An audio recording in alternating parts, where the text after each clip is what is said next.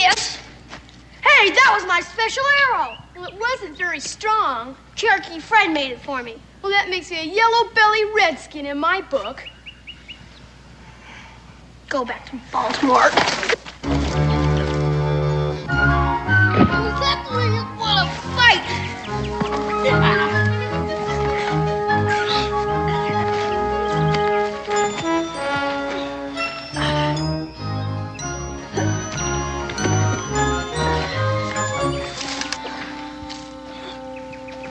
Don't eat him, Mr. Dobb.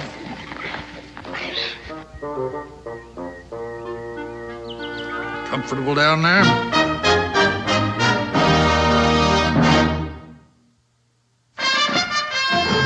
Daniel Boone was a man, yes, a big man, with an eye like an eagle and as tall as a mountain was he.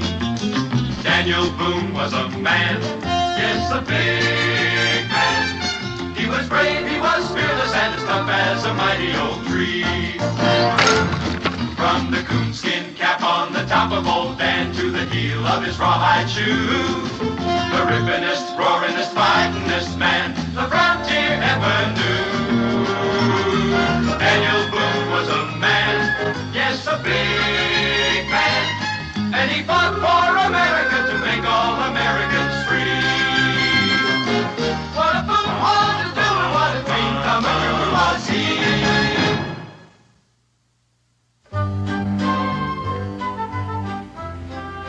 What's that, Mr. Dobb? Yeah, it brings back the same thing to my mind. Who are you talking to? Mr. Dobb. Where is he? I don't see anyone. Well, how many could see you if you were over 2,000 years of age? 2,000 years of age? Do you remember about the prophet Elisha? You mean from the good book? Yeah. He went around curing polluted wells and springs so that people wouldn't die of thirst and the cholera. He inherited the prophet Elijah's mantle. He went around doing some hocus pocus of his own, by and large doing good and throwing in some free amusement. Remember what happened then? They ran him out of town. In them days, folks didn't understand that everybody's got to give and take up a hand now and then, as Mr. Dobb says. Why should they? That's what kept Cain in hot water. Well, it was either get out or be rid out on a rail for Elijah, so he got. But that town was rife with pesteriferous young'uns. Learned it from their elders, I presume, because nobody's born mean. You know a lot, don't you? Well, I depend on Mr. Dobb's wisdom a lot here. Without him, I suppose I'd be just an ordinary man. Well, Elijah went, but 42 of the worst of them young'uns trailed after him, hurling mockery and mud until Elijah lifted up his eyes. He said, Lord, I've just took about all of this that one saint could take. Well, the Lord sent 2 bears out of the nearby woods. I suppose you remember what happened. They got it up? 41 by Mr. Dobb here. The other bear was just a mere cub. You mean Mr. Dobbs is a bear? Dobb means bear in the Hebrew tongue. I don't suppose you could show me the way to Boonesboro, could you? Sure, that's where I live. Ah, what a coincidence. You take the road south and take the right fork when you come to it. Oh, well, I'll try to remember that. What is it? Oh, Mr. Dobb reminds me that we'd deem it an honor if you 2 young men would ride along with us and show us the right fork. I guess so, sure. My team and Dre await.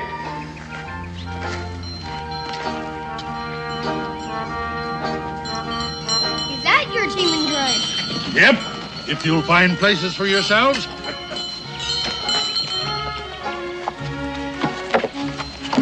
Oh, my name's Israel. Israel Boone. Boone? My dad's Daniel Boone. Never heard of him. Up with you. My name's Joe. Joseph Montgomery Jr. My dad's a sea captain. Never heard of him either. Up with you.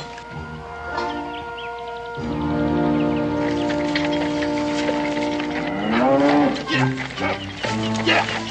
Steady, you beast. Steady as she goes. Easy there. There. Now. Hold still now. Jump. Come here, jump.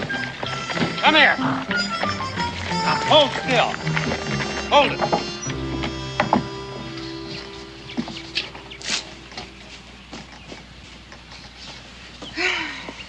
How's the plowing? Oh.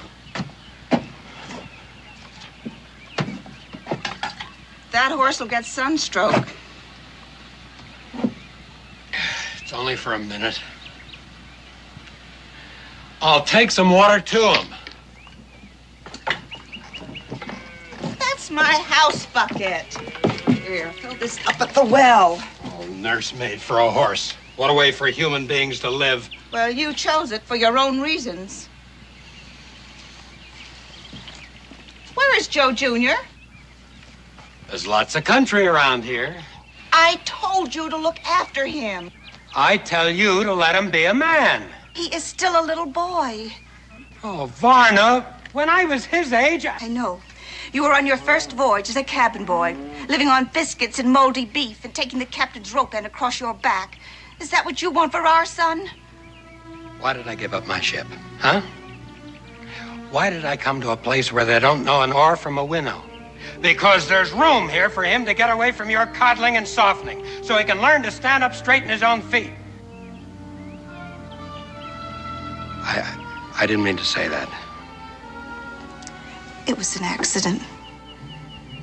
Well, was it an accident that you never let him out of your sight from the day I embarked until my voyage is ended?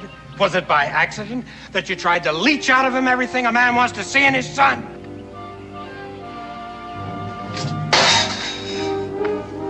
What are you gonna do? Explore Kentucky for him? You won't find him. It's too big. On Springfield Mountain, there did dwell a lovely youth. I knowed him well. Re good to day way, re to day way, to the day, re to the new. This lovely youth one day did go down to the meadow for to mow. Re good to day way, re to day way, to the day, re to the new. You take the right fork.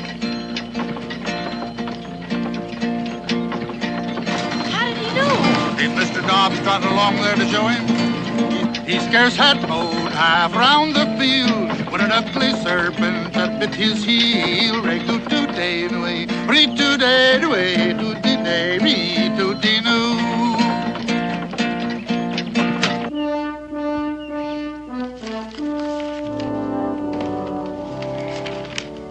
There you are, Daniel. Finest land in the Western Hemisphere. And 1,500 acres of this land that you choose will be deeded over to you, tax-free, when you finish the exploration. Well, I think so. Just trading on Daniel's name and bringing a lot of innocent folks. Oh, you know, Dan, one hand sort of washes the other, so to speak. I think I'll keep mine right. Oh, but Dan, you... Which reminds me, Cincinnati? Yeah. Raleigh? Yes, please. All right, Dan, all right. 2,000 acres. This land is not yours to deed away. Oh, well, Dan, confidentially, we had this fellow in Washington that has connections, you know. That still doesn't change anything. It's still Onondaga land. Well, the whole country was Indian at one time. Yeah, so I heard. Oh, well, now, Dan, suppose you'd have been aboard the Mayflower. Would you just have turned around and sailed right on back home? No, I wasn't there, but the reason this land is still empty is it's held sacred by the Onondaga for the Cherokee Nation. Oh, Daniel, they don't come there once in 20 years. They come there every 7th year to worship. And in the meantime, it's pretty well guarded against desecration. Bunch of unwashed red pagans, is all they are. Well, they're deeply religious red pagans. And they would cleanse the desecration in the desecrator's blood. Of course, that wouldn't bother you. You'd just have your man in Washington send in troops and wipe out all concern. But you would get a funeral out of it that would be writ up in Journal and Gazette. Even if your widow did get skun out of her acres on the grounds that you didn't have time to finish exploring it. Oh, I don't think Mr. Raleigh'd sink that low, Cincinnatus. After all, getting the explorer killed is the only sure way he can get clear title to that land. Now, you would put in a clause protecting my widow's acres, wouldn't you, Mr. Raleigh? Oh, well, Oh, now, come on. I can take a joke as well as the next one. No, Dan, about these acres. If you...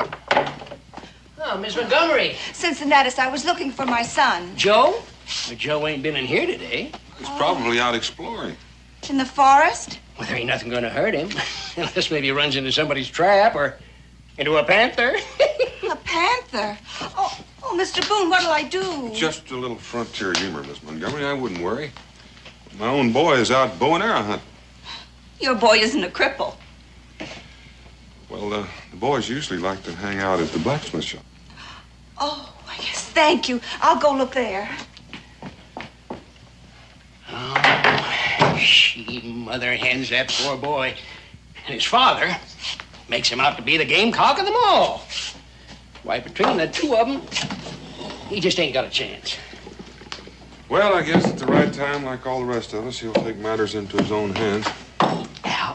Well, now, what do you think of the new position of my bar, huh? I don't know whether I'm going to ever get used to it or not, but got a little more elbow room. Dan, now about my proposition. Wait. If you want... It can't be. I'll bet it is. Is who? Rudy-doo. Now, Molly had a rotten tooth, and so the poison killed them both right good today. Hooty-nay, hooty-doody-doody, hooty-nay. Hold him up there, Mr. Dobbs. See that? He didn't even touch the reins. Of course not. Mr. Dobbs says all that. Who's he? Prater Beasley. Who? Prater Beasley.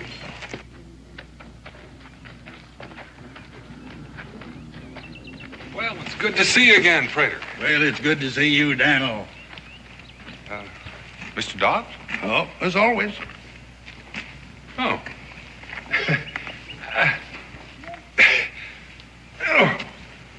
Well, he doesn't know his own strength. He never did. Oh, he wishes me to tell you that he's sorry.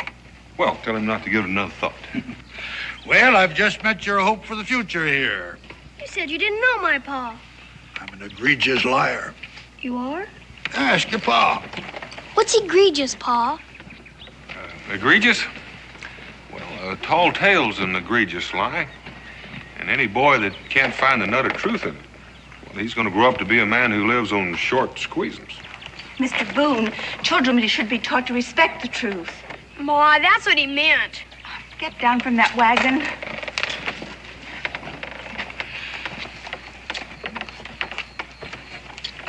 What's happened to your clothes? I guess I got into a fight. Ah, you're beginning to amount to something. Did you win? Did you knock his block off? No, sir, we didn't finish it. Didn't finish it. Now, son, you're gonna find that snotty kid and hammer him until he crawls. We don't feel like fighting anymore. Oh. Nothing personal, son. But the worst thing a man can do is to leave a fight in the middle. Win or die is the rule. It wasn't about anything. There was nothing to win. Your old man will tell you the same thing. Well, not exactly, Mr. Montgomery. If it's principle you're fighting for, then you fight until principle wins or you can't fight any longer. But if it's just smiting and being smit, well, then the sooner it's stopped and forgotten, the better it is for all concerned, including the innocent bystander. Mr. Boone, you wouldn't last very long at sea. You know, I think you just might. Who are you? Well, everybody knows me. I'm a... Oh, showman, huh? You fight with your tongue. It can turn a man to jelly. Not a man. Joseph. Wait a minute, son.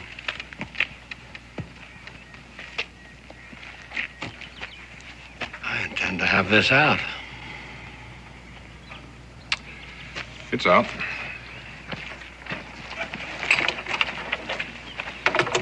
Mister, you live under a lucky star. Oh, Dan. Dan, about that proposition of mine. All right. I'll make it 2,500 acres. Free and clear when you finish the exploration. And that is my last word. I wouldn't touch those acres if they were planted and the corn was 6 feet tall. What's the matter, you afraid? No, I wouldn't put it just that way, mister. No. I wouldn't have either once upon a time.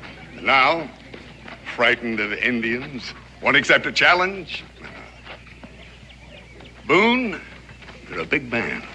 Because once you had guts enough to open up a chunk of Kentucky, Well, any man that would do the same can be just as big and rich in the bargain.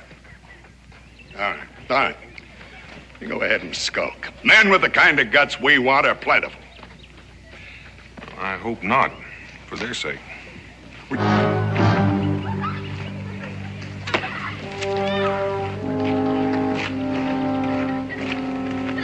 Mister. Yeah? Hey, about that property I heard you talking about.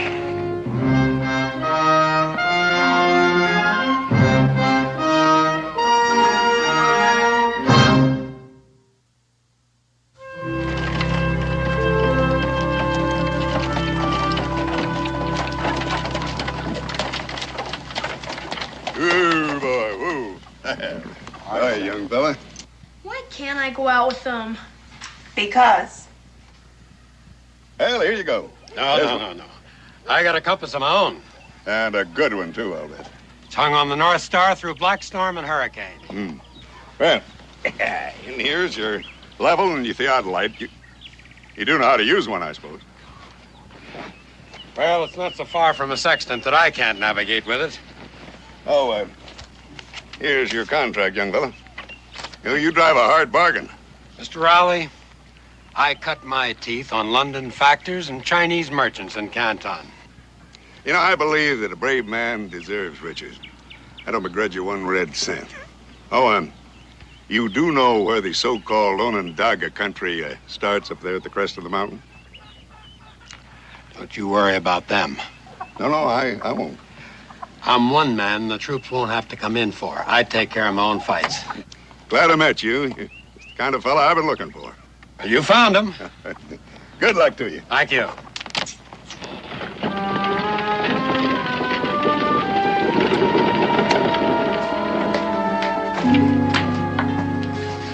Hey, son. Why didn't you come outside? Now, I've got something to show you. Now, you take this and put it in a good, safe place. All it is our fortune. If what? Varna, don't try to make a farmer out of me. I never did, Joseph. I can guide a ship, but not a plow. I can walk a deck in hurricane, but these cursed furrows shift under my feet. Do you think mountain rocks will be easier? I think so. It'll be more like a deck in a hurricane, I think. Hold your tongue, Joseph Jr. I think the boy's put his finger right on it. Son, how'd you like to go with me? Can I? You bet you can. Go outside, Joseph. Varna, the boy's going with me. Outside.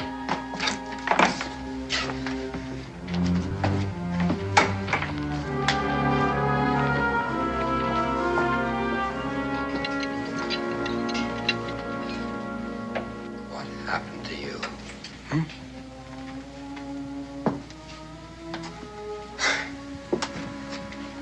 When I first knew you, you were so gay, and so pretty, and so loving. I couldn't stand being away from you, nor you from me. And now?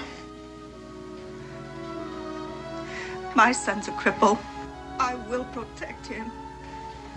I won't have a son anymore if you keep him from going with me when the time comes.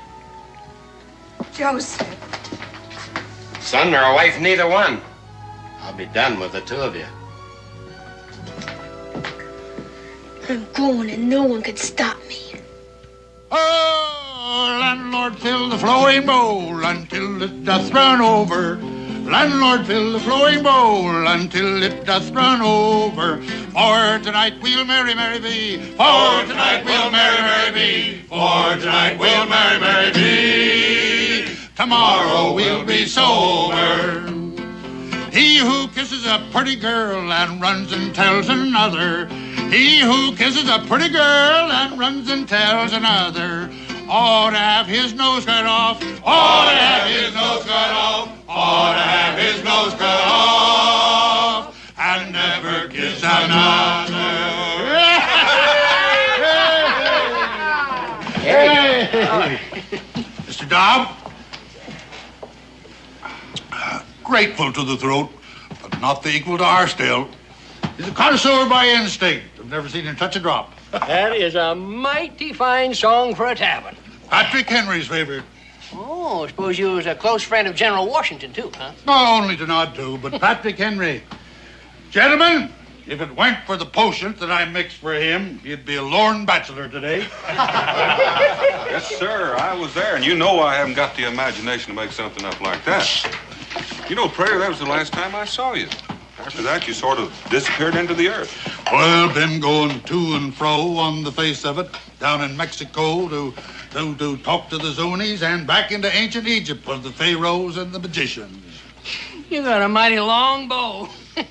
But that time you cracked it. I'm used to disbelief, yeah. Check with Daniel. Oh, you mean you was there too, Daniel? No, but it's a solemn truth. You know, he reads books like you and I read the sky for weather signs. I never thought of that. Well, that's part of what I meant about when I said the nut of the truth of his egregious lies. I'll drink to that. Prater Beasley, you will be missed when you leave here, and that is solemn truth. Well, we ain't going. Mr. Dobb and me's a little bit weary of going to and fro. For this century, anyway. We're settling. In Boonesboro? No finer place for healing herbs and simples. Prater, I can't tell you how happy that makes me. And me, I'm going to tell you why. Because I just happen to have in my possession a cabin which is just made for you. And due to circumstances which I ain't going to mention, I can offer you a real bargain. And I'm sorry. Mr. Dobb and I already have a living place. Well, who'd you buy it from? Matter of fact, we didn't. There's a high hill just north of here. Indian Mountain. That divides us from the Onondaga sacred ground. Yes, and just this side of the dividing line, there's a splendid large cavern. Bear Cave. Is that what they call it? I near lost my life up there once. I come on a she-bear with cubs. I remember that. That was about 6 years ago. Well, you know the funny thing? There hadn't been a bear up there since. All right. Now, if a man your age wants to sleep out there in the winter damp, there's not much I can do for you. But there is something you can do for me. What? That span of mules and that dray, they're just going to be in the way if we're going to remain here. Well, I got just the customer for you. I'll get more out of them than you ever thought was in them. Well, fine. I'll get some more squeezings. Yes, Mr. Dobb? Oh, be glad to sing it for you. Yes. On Springfield Mountain, there did dwell a lovely youth. I knowed him well. Re good today, way, re today, way.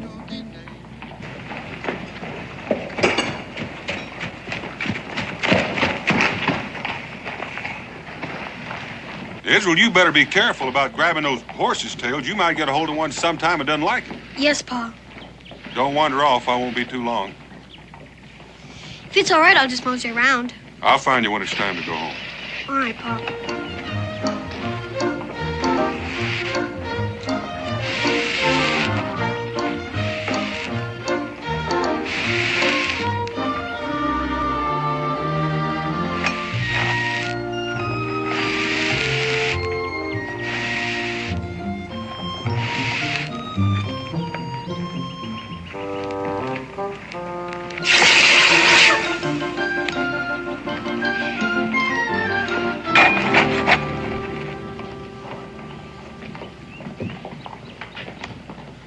Pinwheel! Kick him out! Johnny jumped the fence. O. U. T. Period. That's pretty good mumbly peg. My mother had some pine to do at Cincinnatus' store. She made me come with her. I'm pretty good at it myself. Where do you want to start? Anything before around the horn is girls as far as I'm concerned. I take evens to go first. 1, 2, 3. All right, you go first. Around the horn. Shave the peg. Cut right. And left. Ah, you missed. Oh, I get mad thinking I gotta wait for her until she's done. Around the horn. Everybody's family squabbles sometimes. Not over their own kid. It makes you feel like it's your fault. Lady dives. That puts me 1 ahead. So far. Hey, How'd you like to help me and Prater Beasley get the bears out of that old cave so him and Mr. Dobbs can live in it? When? Tomorrow. Pinwheel. Oops, I missed. Am I invited? In particular, I promised to tell you. Sure, I'd like to help. Israel, it's time to go. We'll finish this up some other time. Oh, Mr. Boone. Me and Izzy were gonna help Prater Beasley get set of the wild bears. No? Do your folks know about it? Papa just said he'd make a man of me. Better ask anyway. He's gonna take me with him far out in the forest, and that shows how he'd feel. Well, make sure your mother knows. Come on, son.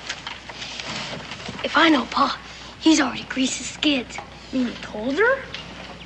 I'll come by your house in the morning. Make it good and early. Prater Beasley wants to get settled in.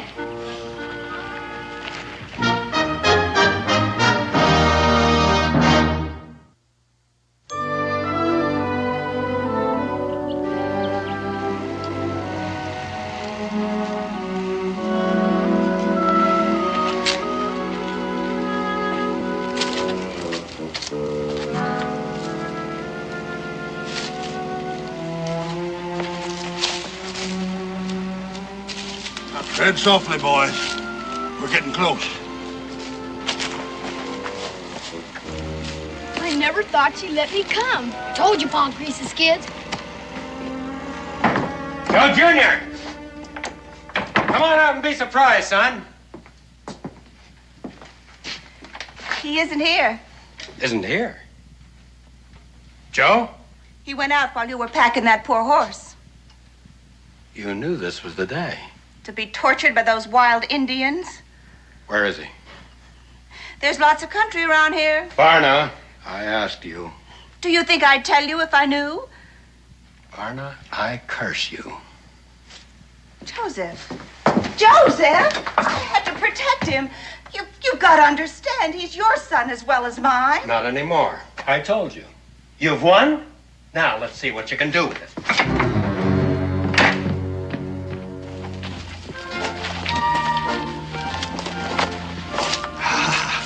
There she lies. How do we shoot them? Oh, it probably won't come to violence, but we'll spy out the land, see what we're up against. You mean we're going inside? Don't even breathe.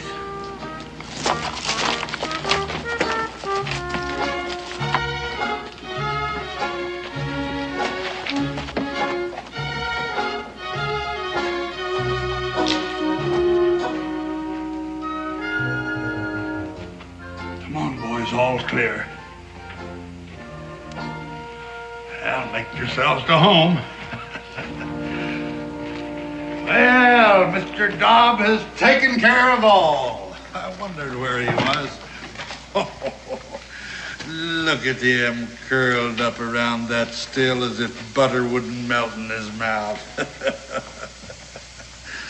Not that I've ever noticed butter melt in his mouth. Boy, look at this war drum. Hold it! Hold it there, young Boone. Well, that's an Onondaga beat. And this is a Sioux war drum. It was given to me by running antelope. Here, hold my pipe. This drum has called many a brave to battle.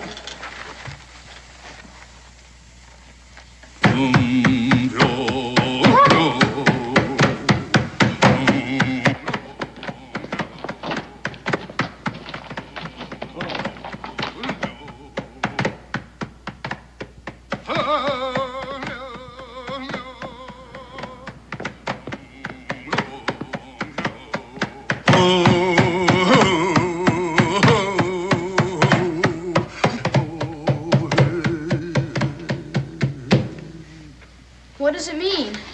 Well, it means a man that sticks his head where it ain't welcome is liable to get it cut off. Not without a fight. It depends on what you're fighting for, says Mr. Dobb. And Pa. Not mine. He will. Hammer him until he crawls, no matter who or what. That's all Pop ever knows.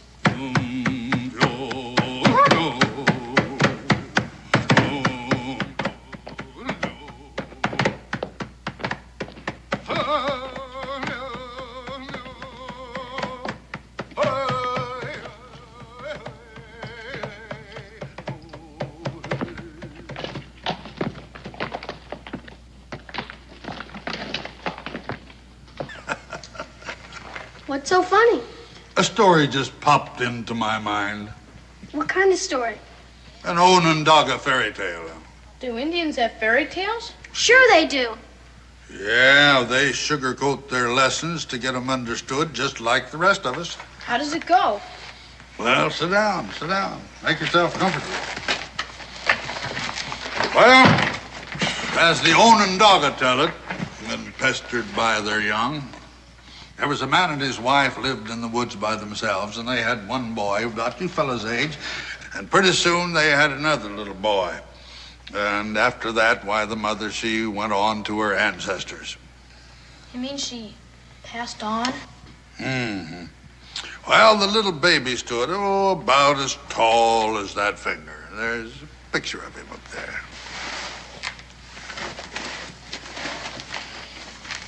You mean this one? Yes. What could they do with him? Well, his father didn't know. He didn't even know if the poor half-orphaned little tyke would even live. So he put him in a peckerwood hole in a holler tree. All alone? Feeling mighty low about it, but not knowing in his grief and loss what he could do. What happened to him? Well, just watch the little figures there on the bear skin, and then you'll know. Well, lo and behold, if in a few days his brother didn't hear him crying. So he went up there and he fed him some deer soup that he had made. Well, you ought to seen that little mite wade into it. Why, the more he'd eat, why, the more he didn't grow. But the feistier he got. He made him a little fawn skin suit, and he skipped around like a chipmunk, talking a blue streak. He must look just fine. Sure he did. Well, his brother took him home. He didn't want to stay at first, thinking his father didn't really want him on account of how he had been treated. But his father gave him a little club, and he went out and tried it, and he came back as happy as a clam. And he decided that he was going to make that his home after all. What kind of a club was it? Onondaga War Club, junior size. But it had properties. What kind? Well, if he threw at an eagle, that eagle dropped to the earth. If he hit a lion with it, that lion was his to take back to camp. Did his father know? Well, he wouldn't have believed him. He had his business to attend to. He was a hunter. Before he went hunting, he said, my sons, do not go to the north because there is danger to the north. But no sooner was he out of sight than the little brother says, big brother, he said, let's investigate. But big brother wouldn't. But nothing would hold him. So he put his club over his shoulder and away he went. And all at once he heard some fearsome noises saying, little brother comes, we'll kill him now and later his family. They were frogs, as tall as pine trees. But little brother took his magic club and went kerflooey. When he got back, his father was already home. What did he do? And I leave that to your imagination.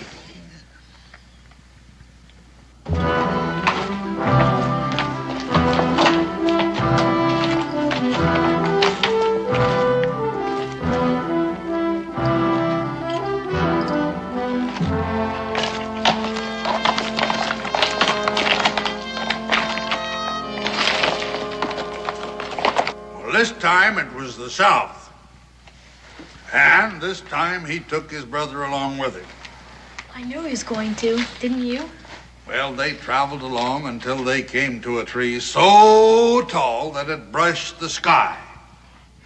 Little brother says, I'm skinning up to see what's there. Well, up he skins. And up there he finds a nest. And in that nest, the children of the lightning. That kind of lightning? Yes, as hard and as glittery as diamonds, sharper than two razors, and hotter than the hottest fire. Dangerous. Most dangerous.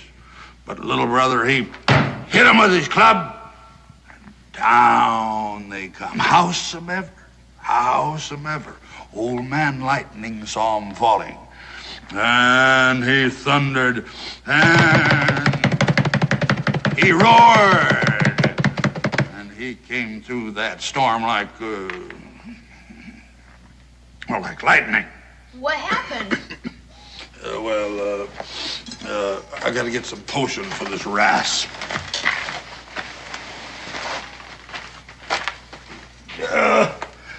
Begging your pardon, Mr. Dobb.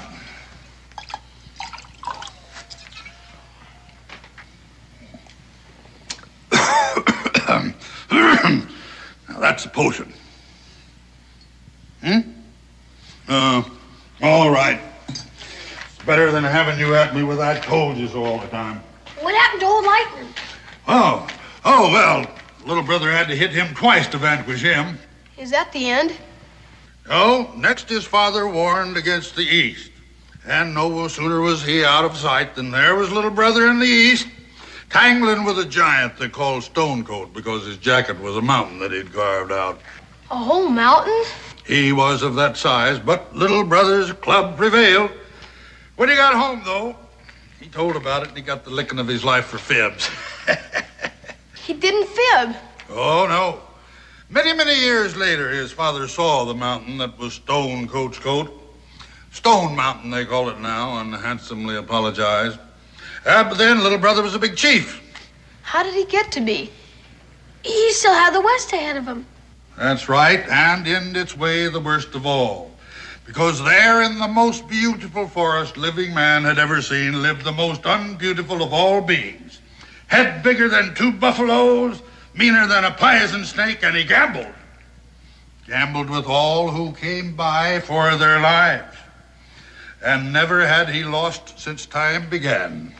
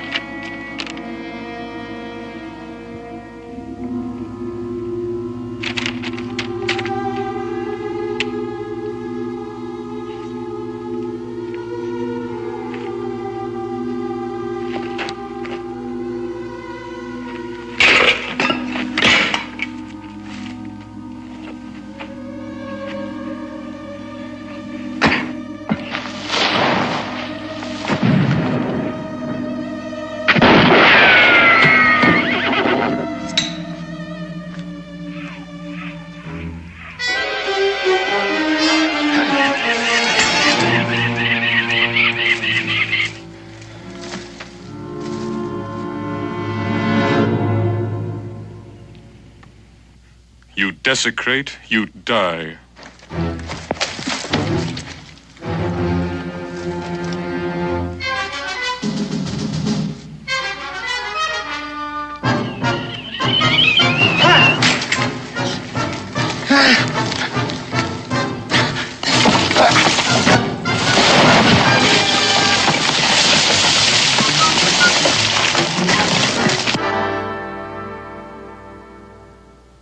Yeah, well, afterwards, little brother, he let loose all the men that the gambler had there to hold them until he could take their lives. And the prisoners were so happy, they asked little brother to stay on as their chief. And he did. Well, not right away, no. He thought about it this way and that way, and finally he said that he'd be honored if they'd let him bring his relatives. And so they did. And I guess if we could find that forest right now, we'd find all those people living there with little brother. That's a good story. I'd like to have a club like that. Oh, you would? Well. Here we are. It's all yours. Take it along. Thank you very much. Thank you. Thank you. All right, boys, on the way. I got work to do now. Get along. You work? Well, yes. Mr. Dobb here is a great physician, and I mix all of his medicines. Thanks for the story. You're welcome. You don't suppose my club has properties? It has the properties that you find in it.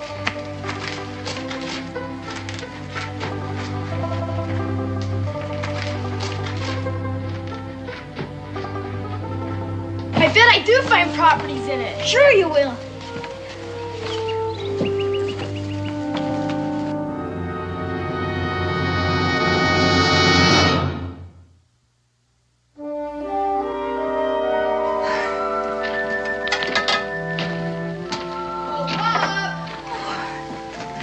Joe, are you all right? Yeah, he's sure. Where's Pop? Oh, what's that? My own Doggo War Club from Prater Beasley. That man gave you a war club? Oh, Joseph Jr., take a care. I want to show it to Pop. Your father isn't here. Is he still out in the barn? No. You sit down. Your lunch is ready. Where is he? At the fort?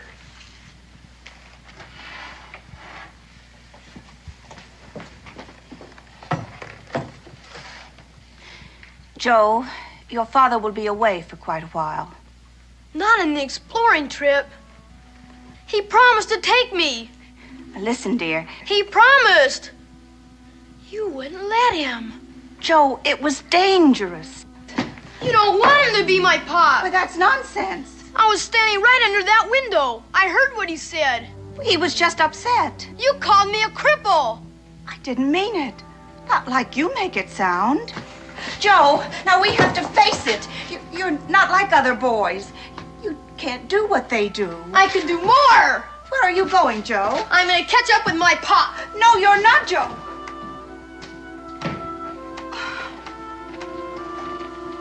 Oh, Joseph.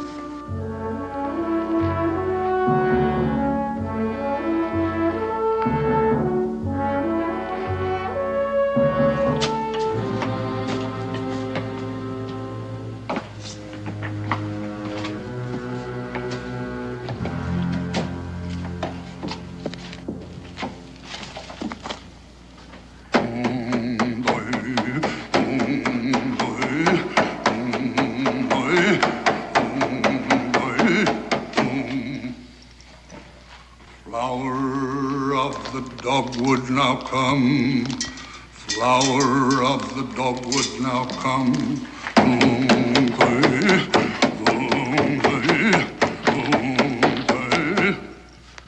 Spirit of the red berry, arise.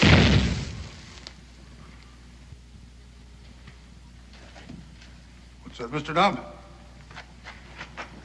Oh, what brings you back here, boy? Did you forget something? Just came to say goodbye. Going exploring with my Pop. Oh. Not in the Onondaga country. We're not afraid of those old Indians. Besides, I got my club. Oh. Well, Mr. Dobbs says we ought to strengthen it up a little bit for you then.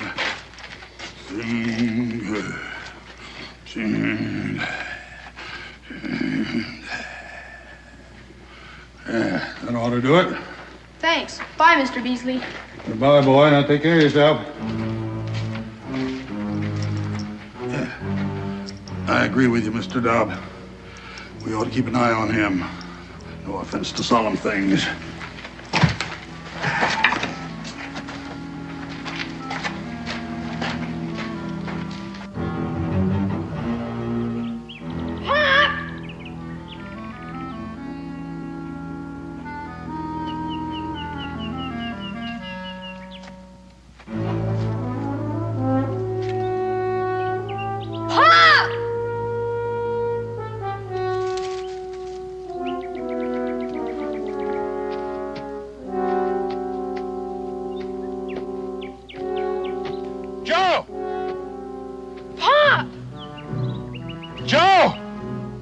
Son, go for some help!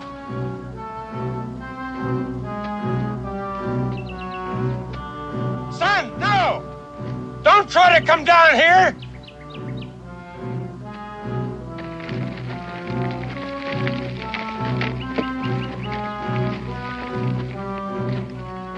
Joe, do what I tell you! Go get some help!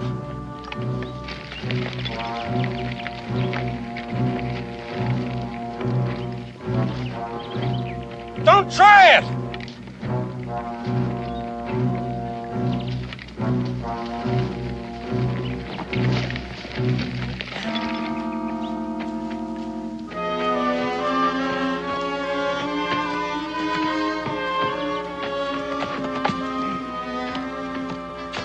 Joe.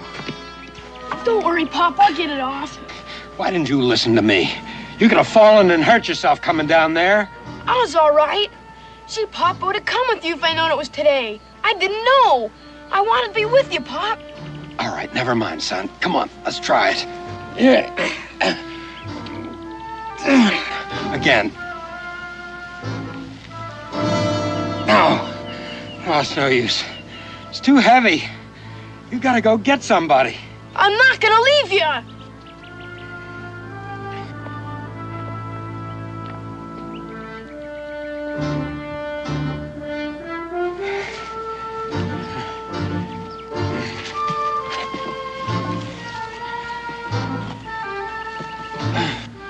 You're right, Mr. Dobb. It would be blasphemy to interfere.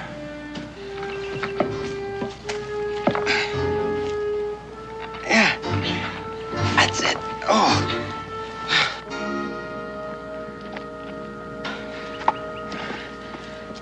All you gotta do now is stand up. I can't stand. You've got to. I can't stand. It'd be dark before I come bring anyone. Here, I'll help. How are you gonna help me? Everybody's gotta give and take a hand up now and then, as Mr. Dobb puts it. No, son, you don't understand. I do understand, because I'm a cripple. Don't say that. That don't mean I'm weak. No.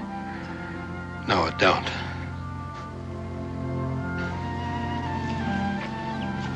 Here, I'll lean on this. You lean on me. Put your hand on my shoulder.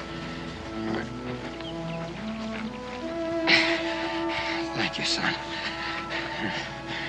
We'll make it between the two of us. Well, maybe I can help. Which leg is it? This one here? Yeah. Well, we'll see to it. Well, you won't need that anymore. We'll leave that for the Onondaga. He'll understand. But you said I'd find great properties in it. Well, you found them. Confidence, friendship, and the courage to know yourself. Now, we'll leave it. Another little brother may find the use for it. Well, come on, let's get aboard. Let me help you here.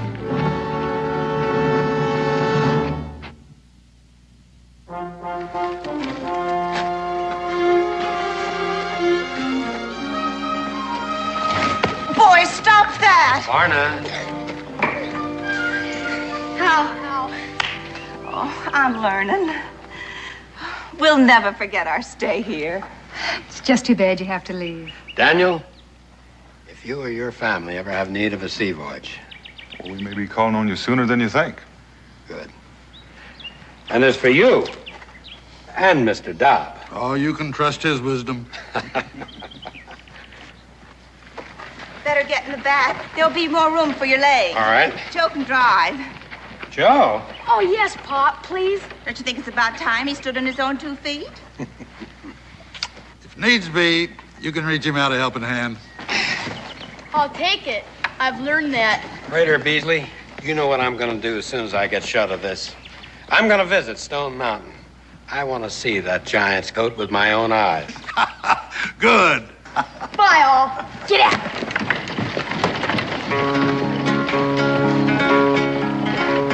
If ever I get married again, it'll be for love, not riches.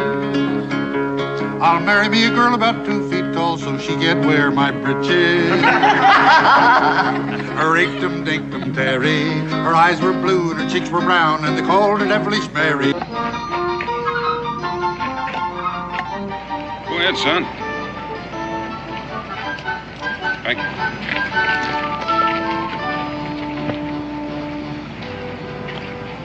Aren't you hungry, Ism? Not very. That's something new for you. You're not sick, are you? No, Pa, I feel fine. Well, don't tell your ma I bought them for you. You know how she's about eating between meals. Tastes pretty good, doesn't it? Mom makes them better. Well, it goes without saying, but she hadn't been making them lately. That's because Uncle Brian don't care much for sweets. Matter of fact, he don't care much for anything except for his business. Sure, I'm glad you're not a businessman, Pa. Well, so am I, Israel. That's something else you don't have to tell your mom.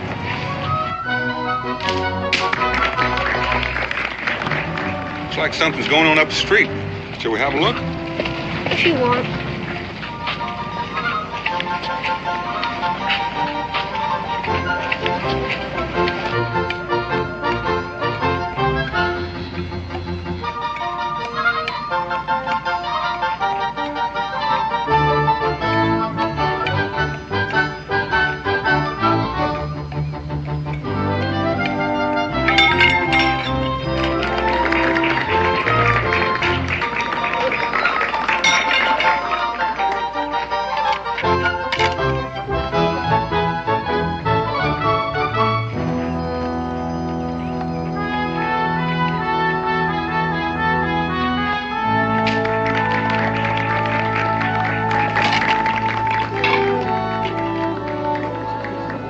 Israel, here. Put a coin in the bag. Well, thank you, my boy. I trust you enjoyed the act. I don't know. I keep on wondering what would happen if you dropped one of the plates. The plate breaks. People laugh, and I try it again. Guarantee you wouldn't try again if it was one of my ma's plates. Your boy? He's my boy. He has a very literal mind. Thank you.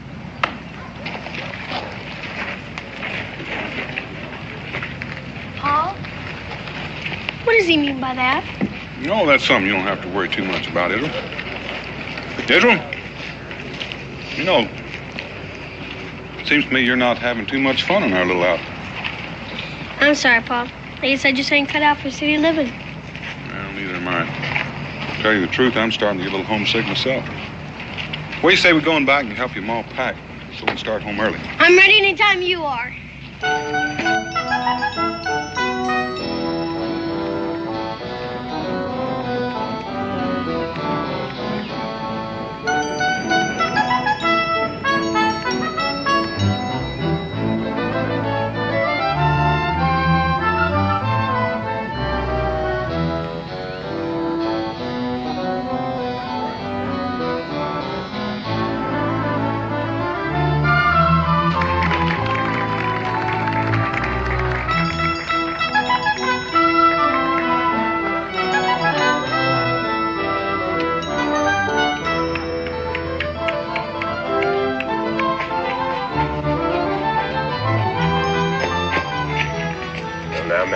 I take it that you are running for the sake of exercise and not because you are being chased. There's nobody after me. Well, then don't let me ever see you running again when it is not necessary. Your precipitous flight might well have attracted unwelcome curiosity. Yes, sir. Well, now, let me see what manner of treasure you have managed to collect. Come on.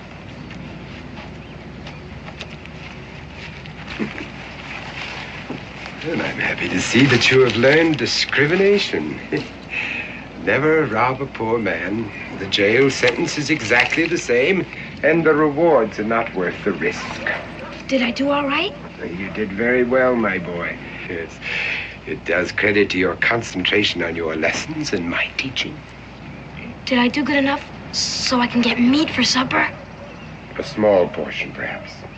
But if you make another haul like this, I promise you that you will feast upon steak. Gee, I don't think I ever tasted steak. You will, my boy. You will. Now, are you sure that no one was suspicious? Nah, it was easy. They were too busy watching to notice anything. Yes, that's an ideal situation and a novel way to draw a crowd. Perhaps I should take up juggling. What do you want me to do now? Well, I would say that you have exhausted your single talent for the time being. Get yourself a partner. Black Cat, perhaps. Between the two of you, you lads should do yourselves proud, and the day is still young. Shall we go back to the crowd again? No, don't be greedy. No, you've already harvested that crop. Look somewhere else. Yes, sir. And don't get caught. A gifted chap.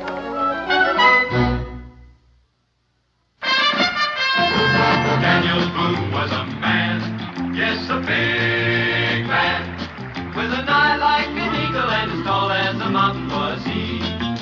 Daniel Boone was a man, yes, a big man. He was brave, he was fearless, and as tough as a mighty oak tree.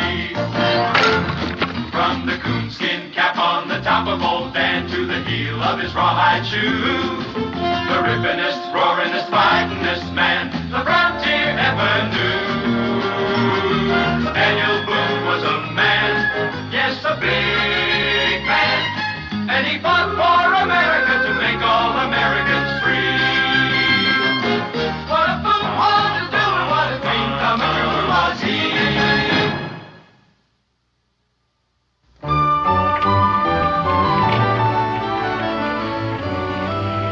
Uncle Brian, you've been wonderful. But I'm afraid we've upset your life for the last month. Not at all, my dear, not at all. 5 weeks, to be exact. It's a good thing for me to have a break in my routine. Best thing in the world. Why don't you make a fresh start and come on out to Kentucky with us? No, Daniel, no. Not until the coach goes farther than Richmond. My poor feet, you know. You'll likely be returned to the Virginia Assembly next year. I'll see you then. What about you, Israel? You'll come again, too? Well, maybe. Pa insists on bringing me. Israel. Well, I don't mean anything about Uncle Brian, Ma. It's just there are no kids here. I miss the woods and the streams. It's lonesome. All you have to say is thank you, and I'd love to. Honesty, Rebecca. Honesty. Upstairs. Madam, forgive a slight interruption. I am Dr. Thaddeus Morton, humanities, not medicine, and I'm newly arrived in these gracious environs with my spouse and our 9 children. 9? That sure is a lot of humanities. Israel. Yes, lad. Yes, 9, and all boys. And what is even more curious, they're all just about the same age as you. Well, that's pretty hard to do. Well, not if they're adopted. Orphans. My wife and I lacked children, so we solved our problem with children who lacked parents. And if this town proves to be sympathetic, well, we have plans to build a permanent home here that will accommodate a great many more children. Yes, you'll find the details in these announcements, and I shall elucidate on the program tonight at 8 o'clock, and I hope that you will all be there. Thank you.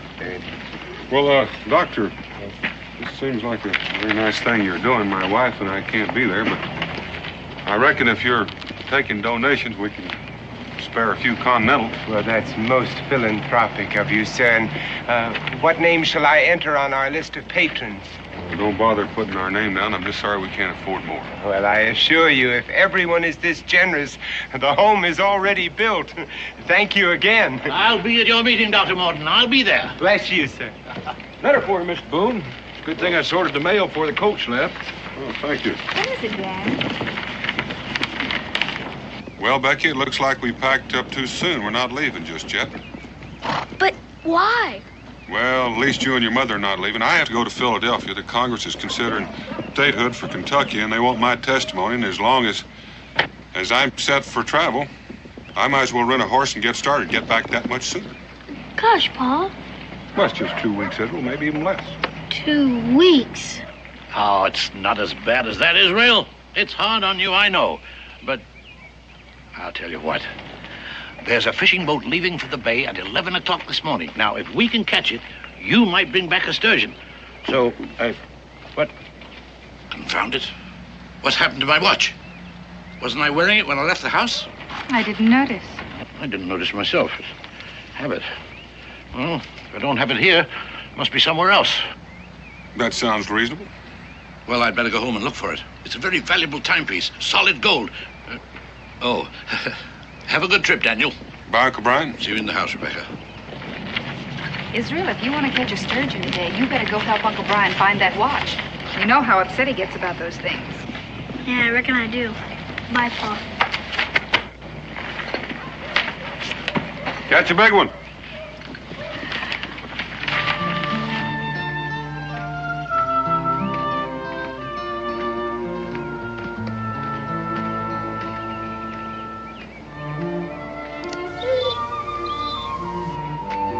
Hi, boy. Hi. How are ya? Want to play? Go get it, boy. Go get it.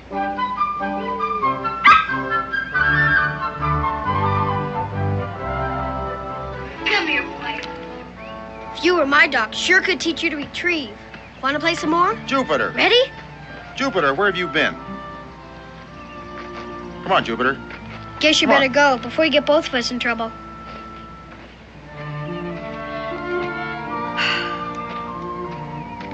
Boy, around this town, they don't even want their dogs to have fun.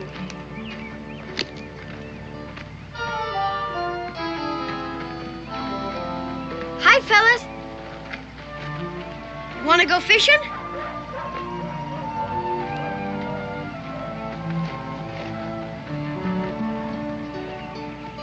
Two more weeks, brother.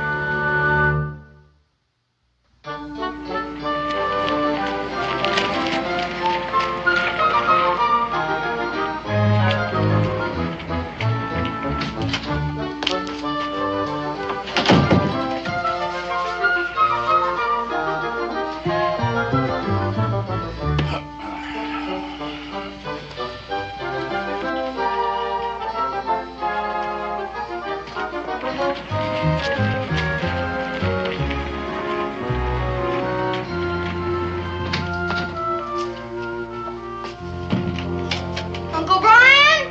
I'm in here.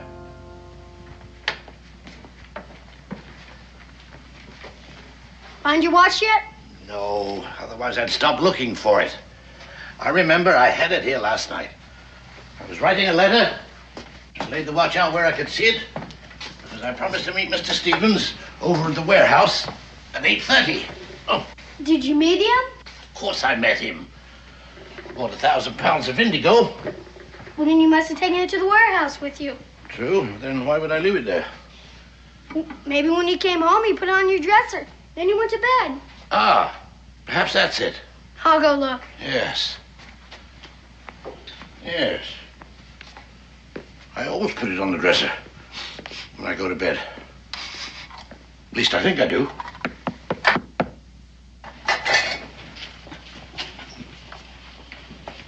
The devil can that be? Yes? I hate to bother you, sir, but, Speak up, boy. What is it you want? well, you see, I'm a poor, unfortunate orphan with no mother or father, and I was wondering if you're a kind enough man to give me and some of my other orphan friends some money so we might have a decent meal. Well, how much of a contribution were you considering? Oh, 10 pounds? 10 pounds? Everything you say may be true, my boy, but it seems to me that when one is expecting charity, 10 pounds is a rather exorbitant request. Well, you see, it's to build a new orphanage. Oh, are you one of Dr. Morton's children? Yes, sir. Yes, well, I met Dr. Morton a short time ago. He's a fine man, a most benevolent man. But I find it hard to believe that he'd allow his children to solicit funds in such an irregular manner. Well, to tell the truth, sir. Aha, the truth. Yes, now, you're trying to collect money for yourself, isn't that it? But, sir, I really don't know the value of money, never having any. Except maybe a shilling or a penny. That doesn't answer my question. Well, the truth is, sir, I'm pretty hungry. Doesn't Dr. Morton feed you? Oh, yes, sir. Except I miss supper and breakfast and... Oh, well, you just wait here a moment. But I can't wait, sir. If I don't get food pretty soon, I'm gonna starve. You... Come on. What was that little beggar up to? Ran off just when I was going to get him some food. I don't think you understood what you meant, Uncle Brian. Well, I didn't understand what he meant either. First saying one thing and then the other. Gosh, if I could have talked to him, maybe we could have made friends. Well, he's likely to need a friend. Did you find my watch? Wasn't in the bedroom. Oh. Kentucky, a guy wouldn't have to beg. All he'd have to do was go out and get some fish. Fish? There's a boat leaving now. Guess it's too late. Yes. Oh. I'm sorry, Israel. I'm afraid I've let you down. But the boat goes out once a week, so we'll try again next time, right? Yes, we will. And now, the only other place that watch could be is at my office. Yes. Oh, now, don't worry, Israel. We'll catch the boat next week.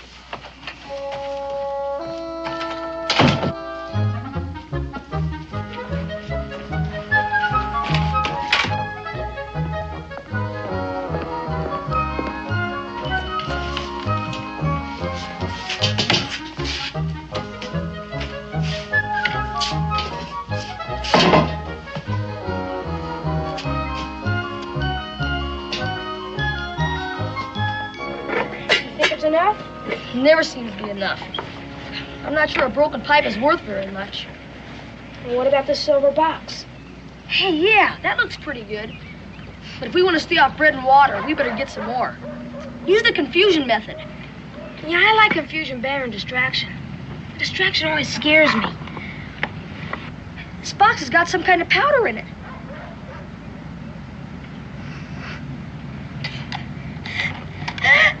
Achoo! Shh, someone will hear us. Be quiet. Achoo!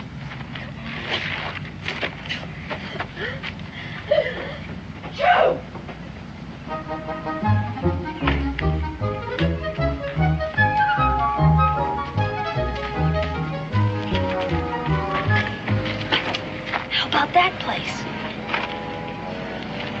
We use the confusion method.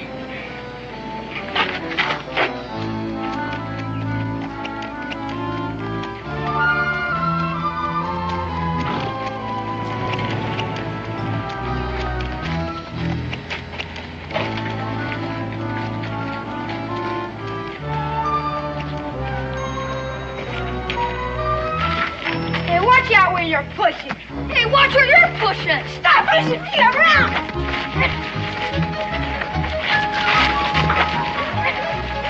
Hey, stop it. I got what you want. Stop it. Get out of here. Hey, what are you shooting me for? I'll get you. What are you doing?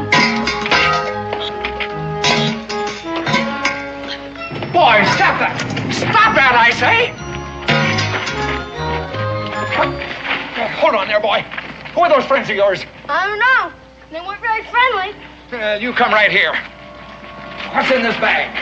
Just some stuff to eat. None of your sass, boy. And if any of my silver is missing, you're going to jail. But I didn't even touch your silver. I'll help you pick it up. You keep your hands off that. Here, come back here, you. What'd you get? I got this. How about you? This. That'll be enough. Let's put them in the sack. Maybe after this we'll get some meat for a change. Yeah. Hey, Phyllis! Hey, it's that kid that helped us get away. He seems to know all about the confusion method. I'll say, he's got a whole sack full. You're friends again. We weren't mad at each other. You mean you were just playing? No, we were working. Hey, what you got in the sack? Rob.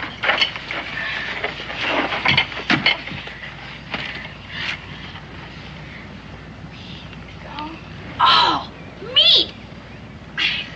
Boy. 2 kinds of meat. Now, this is for dessert. You gotta eat the other stuff first. Like you think we won't? You stolen stuff? Well, I don't know if it was exactly stealing. I just didn't have time to ask for it. Hey, he's just like us. We hardly ever ask for stuff either. I'm Black Cat Jack. Black Cat? And I'm Hoot Owl Tom. Hoot Owl? Yeah. What's your name? I'm Copperhead Izzy. Hi, Copperhead. Join the gang. Wait a minute. Let's do this the right way.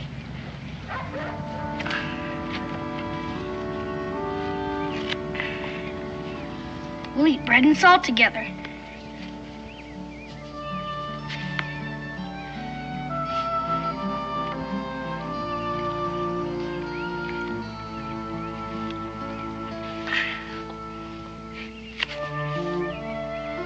Now we're brothers for life.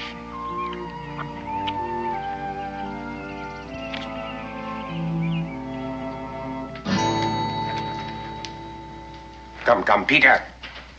You have a tongue. You have had the privilege of being taught correct English. All I want is the truth. Now, did you snatch the purse from this good woman?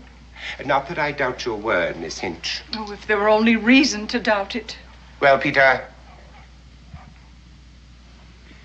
Well, I'm relieved to see that you do not attempt to compound your felony with mendacity. But I didn't want to do it. Enough, Peter. Come with me.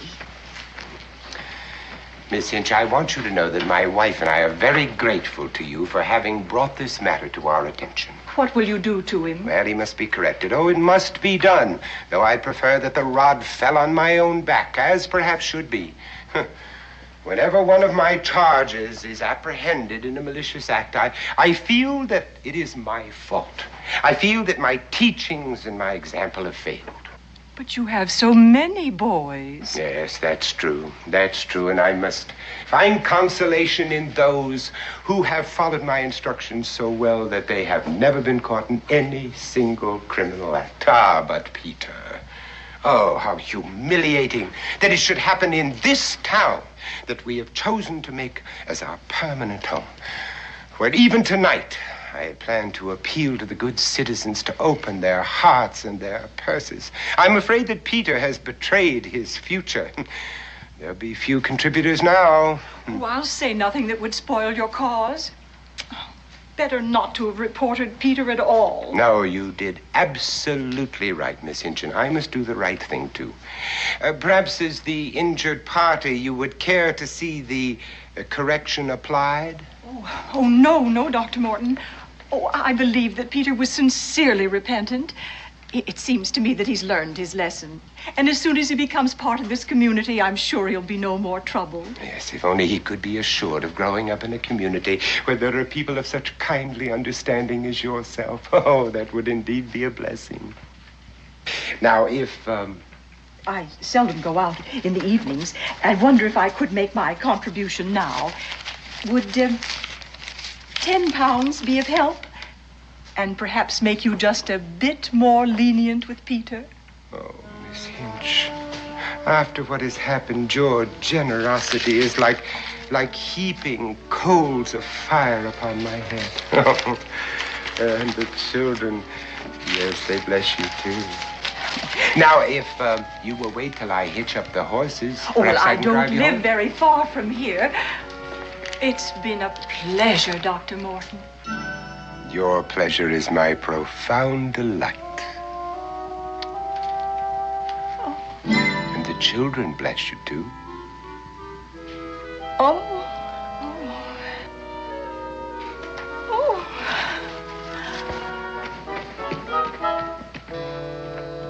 Come, children. Come inside, close the door, and find your seats.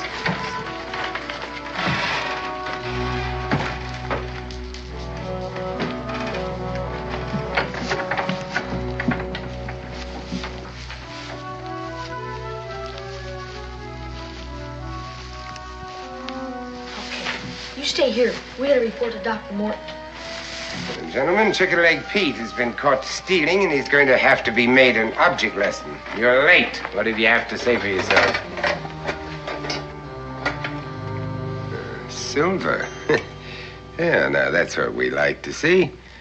You boys are beginning to learn the value of things. I commend your selection.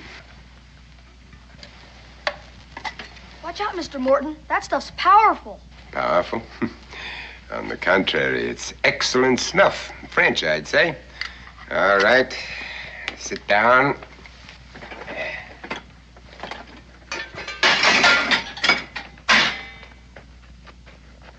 As I told you, Chicken Leg Pete made a serious error, but just so that you boys will thoroughly understand, we're going to reenact the attempted crime. All right, Chicken Leg, stand out here. What did he do? He got caught stealing. He's sure gonna get it. I guess I'd get it too if I was caught stealing. Violet, you will play the part of Miss Hinch, who informed me that her purse was hanging on the crook of her elbow like that. Now you will be strolling up and down the street looking in the shop windows. All right, Chicken Leg, show us what you did.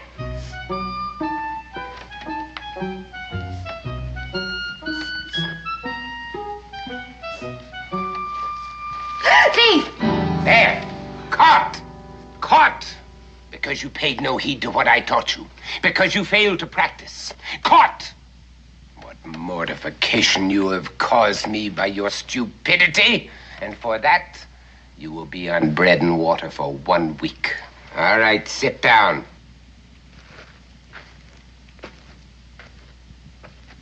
Black Cat, come here. Why does he always have to pick on me? Now, Black Cat, this is a solo job. You want that lady's purse or its contents. Now, employing the skills that I have imparted to you, what method would you use? I guess the sympathy method. Very good. Demonstrate. All right, Violet, stroll.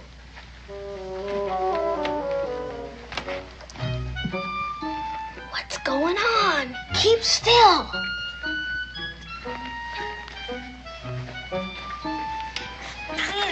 I have a nosebleed. Not my sleeve. Here. I'll get you a handkerchief. Ah. Black Cat's pretty good. Oh.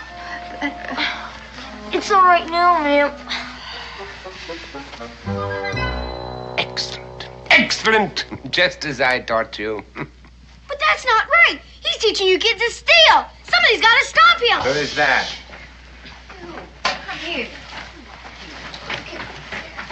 Stranger, huh? You're not quite a stranger. I met you on the street by the coach, but I didn't get your name. Boone, Israel Boone. But you told me in Hoot Owl you were Copperhead Izzy. That was just a play name. You and Hoot Owl, eh? So you're the ones who brought him here, hmm? In violation of my absolute rule, never mingle with strangers. Hoot Owl, up front.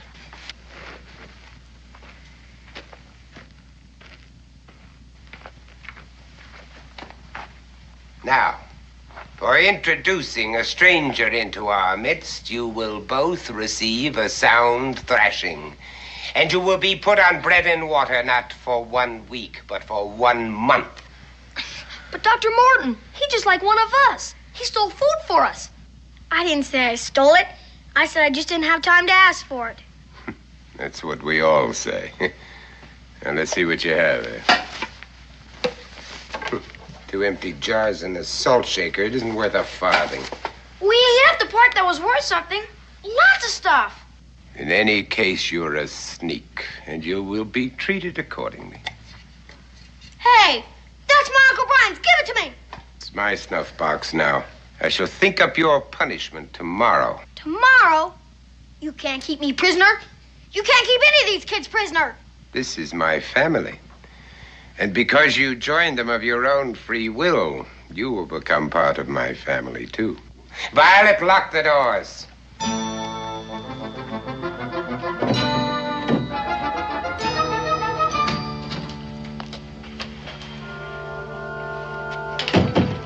Uncle Brian, is that you?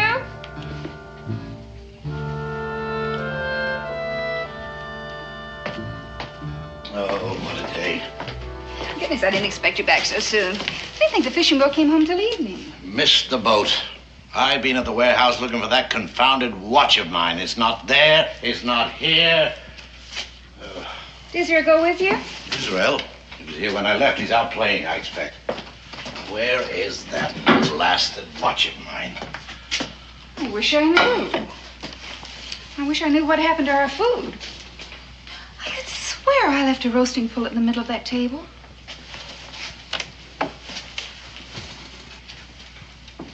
And there's a loaf of bread missing. Well, I've looked everywhere I can think of. I must have just plain lost it out of my pocket. Someone's dumped flour all over the place.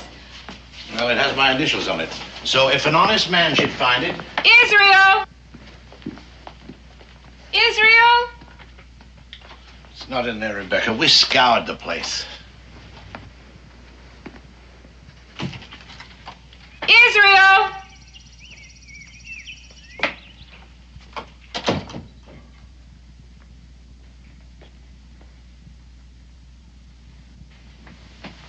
Israel Boone!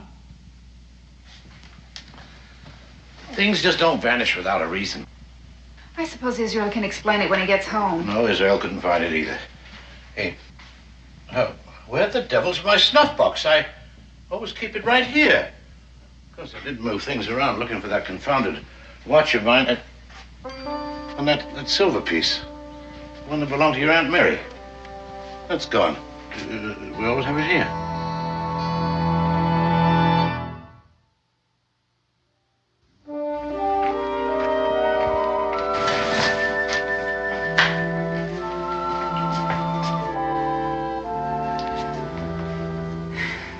Stay away of this long unless something's happened to him.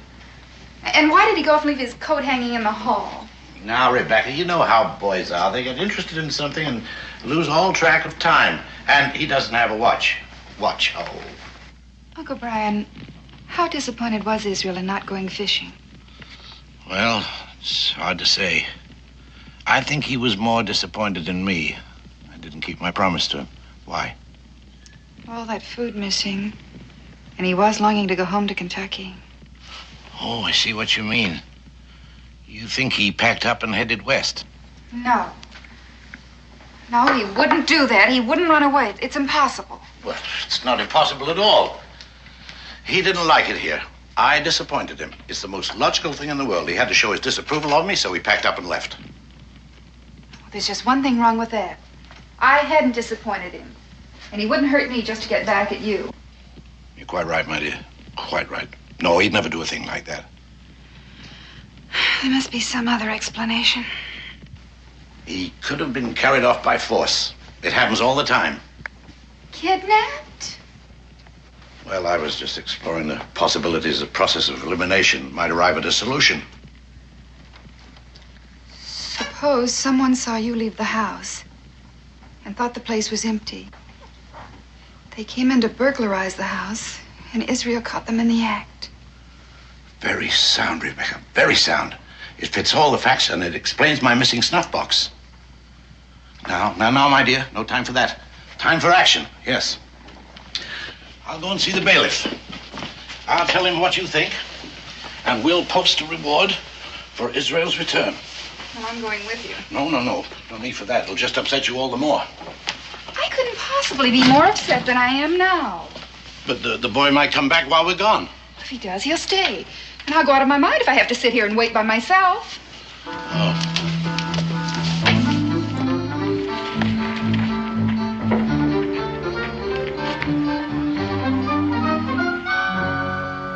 Don't you fellas know it's wrong to steal?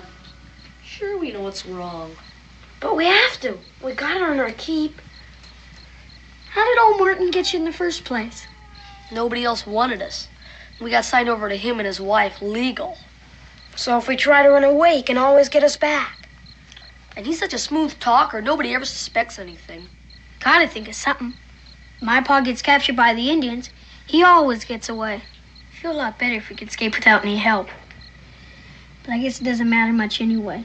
We'll escape in a few days. How? Oh, there are gonna be people looking for me. Sooner or later, they'll look in this barn.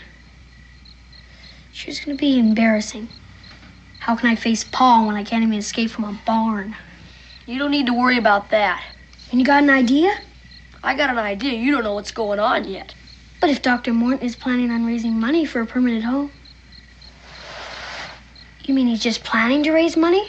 What we swipe is nothing to what he gets. We're just bait. He goes to those meetings and makes speeches about us poor orphans. My Uncle Brian was planning on going to that meeting. There's only some way I could get word to him. That's it.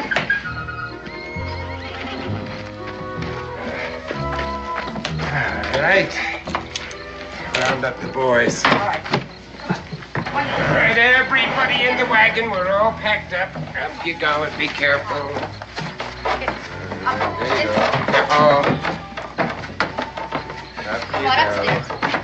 Up. All right. I don't want to go. Thaddeus. As I told you, you joined us of your own free will. You're now one of our children. You want to go with the rest of the boys, don't you? All right, in you go. Now, mind your feet.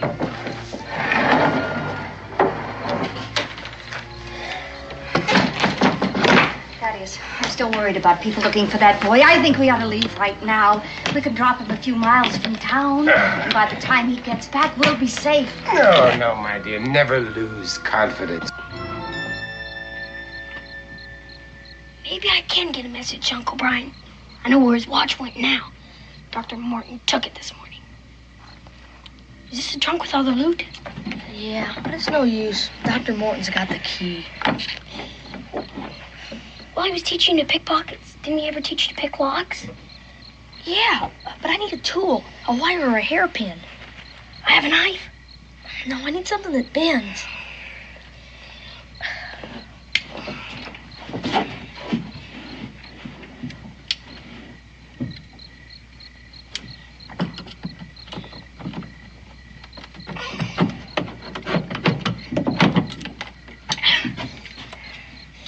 I have a bent nail. Yeah, that might work. After I leave for that meeting, drive the wagon into that patch of woods south of town. And then if anything goes wrong, the people will be looking for me here and we'll simply vanish into the night. Boy, if Dr. Morton catches me at this, we're in big trouble. You want to escape, don't you? Why else do you think I'm doing this?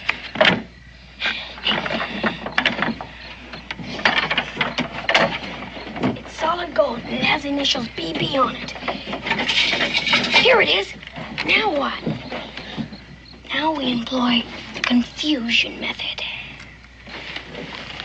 Well, adieu, my dear.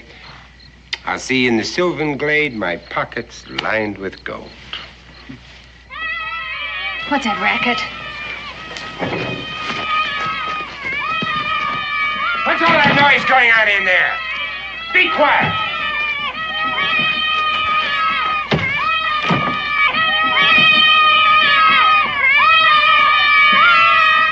All right, now, let's see what's going on. What are you doing?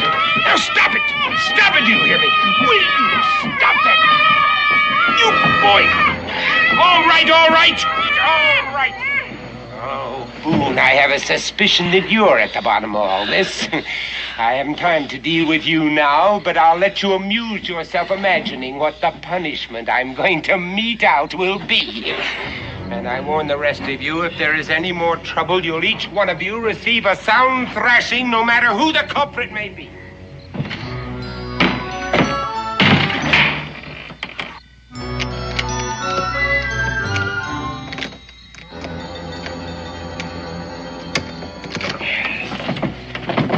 You'd better be on your way. Did you get it? Well, did you get it? Now, this might not work. But we have a chance.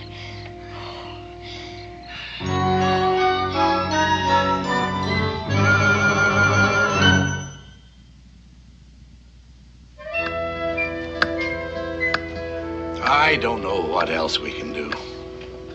We've posted a reward. People are out looking. I can't understand why there's no word from the bailiff yet. Well, there must be some answer. If only we could find it. Well, we've tried everything, and we don't have an answer yet. The thing I don't understand is the missing food. If there was a thief in the house and Israel walked in on him, why would he take time to rob the pantry? Well, it could have been he was hungry. Israel could have walked in on him robbing the pantry. Logical, my dear. Very logical. And we know there was someone else in this house besides Israel. Israel would never steal.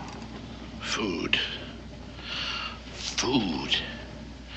Rebecca, before I went to the warehouse, there was this beggar boy came to the door. Beggar boy? Yes, I remember him distinctly. He was an orphan, about Israel's age. Uncle Brian, you never mentioned this before. Well, it slipped my mind, and I didn't think it was important. Oh, please, Uncle Brian. What did he look like? What did he want? Well, he wanted money for the orphanage. He wanted this, he wanted that, 10 pounds, a shilling, old clothes. He finally even asked me for food. Did you give it to him? Well, I was going to, and all of a sudden he ran away. Did Israel hear this? Well, I'm not sure.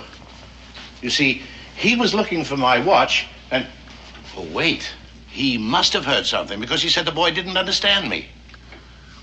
That could be the reason he took the food. He took the food for the boy at the orphanage. Yes, but he should be back by now. It isn't that far. Well, he stayed. He made friends with the boy, and he forgot about the time. Wasn't Dr. Morton holding a meeting tonight? Yes, 8 o'clock. I planned to attend until Israel got lost. Well, you're still going to attend. Well, there's no point in it now. Besides, I wouldn't leave you here alone. Of course there's a point in it. Don't you see, if he took food to that boy, Dr. Morton may have seen him. Good heavens, you may be right. 8:45. All right, Rebecca. I'll go to the meeting. And if I miss Dr. Morton in the meeting, I'll find him later. Where are those orphans now? In that old barn just north of town. Oh, I think I'll go out there. Israel may have found himself some friends. Yes.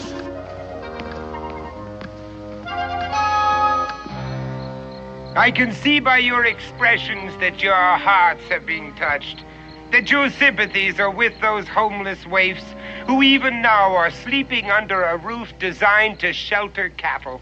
They have wandered like the beasts in the woods, with only my wife and myself to serve as their shepherds. But they need more. They need a community of upright people like yourselves, men and women who can give them examples of honesty and industry and generosity. Generosity must come first before all of those other blessings can follow. And so as I pass among you, I beg you to consider that my hat is simply a safe repository from which your benevolence may pay dividends for generations to come. Thank you, sir. Thank you. And thank you, Matt. Thank you very much. That's very good of you. You know, you are buying the ground on which those children are now sleeping. Thank you. And in place of that miserable hovel in which they live now, thank you. Bless you. You are building a temple to human kindness where not only these orphans, but many other orphans in years to come may go and seek shelter from the storms of life. Oh, what joy you people give me. I just could weep. I really could. You know, there are no words to express my gratitude. Thank you. But you will hear it in the voices of the children. And I must go now and let them know of their great good fortune. And I beg of you all to appoint a trustee of your own choosing from among yourselves with whom I may deposit these funds in the morning. I wasn't sure I'd make it in time. Well, you were spared my speech, but it's not too late to make a donation. Oh, yes, of course. But I really came here on another matter. Now, most of you already know that my grandnephew, Israel Boone, is missing, and I have offered a reward for his return. You met him at the coach this morning. Yes. It must be very, very terrible for you and your contribution, sir. That's a very handsome one. He'd been at loose ends and lonesome being a stranger here, and I thought he might have struck up an acquaintance with one of your orphans. Well, I really don't know anything about that, but when I get back, I'll rouse them and ask. Yes. Your contribution.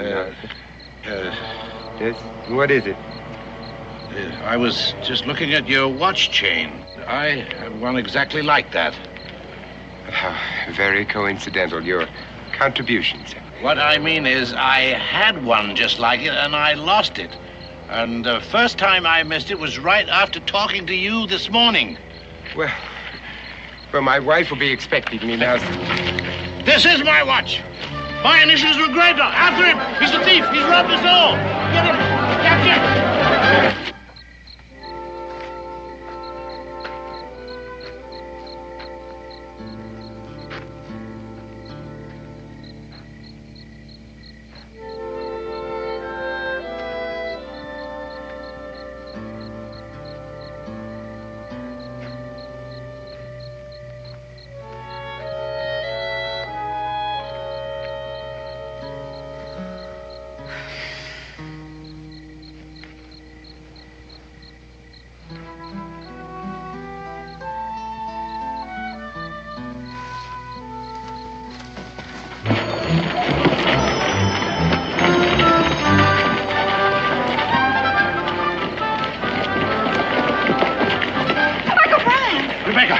Dr. Morton, he's a scoundrel, a thief. He stole my watch. Then he's got Israel. I found his handkerchief in the barn. Don't waste time.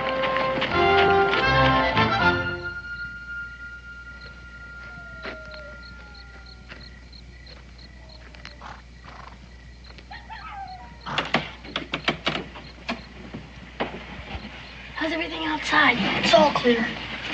I only had something longer than dinner. Hey, what about the sword? Good, get it! If I can loosen that kingpin, this wagon isn't going anywhere.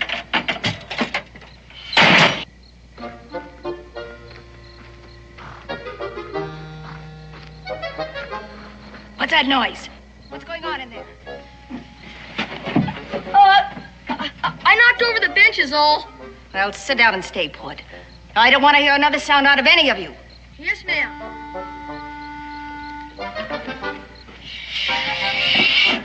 Gotta loosen these bolts. It's coming. The bolts are loose.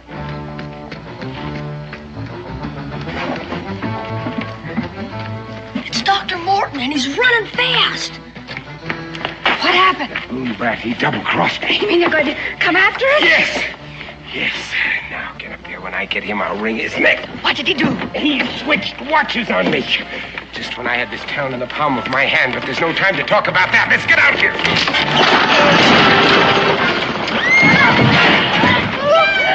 Oh, stop crying. You're not hurt, but somebody's going to be. This is the Boone brat's doing. Oh, I'm going to give him the thrashing of his life. And you too! You too! You think that you can outsmart Thaddeus Morton and get away with it, do you? Oh, you cursed little pumps! Wait till I get my hands on you. All right, come up here, all of you. Come on up here. Boone! Boone, where are you? Come up here. I'm going to teach you a lesson that you... Stop where you are, Morton! Israel! Oh, Israel!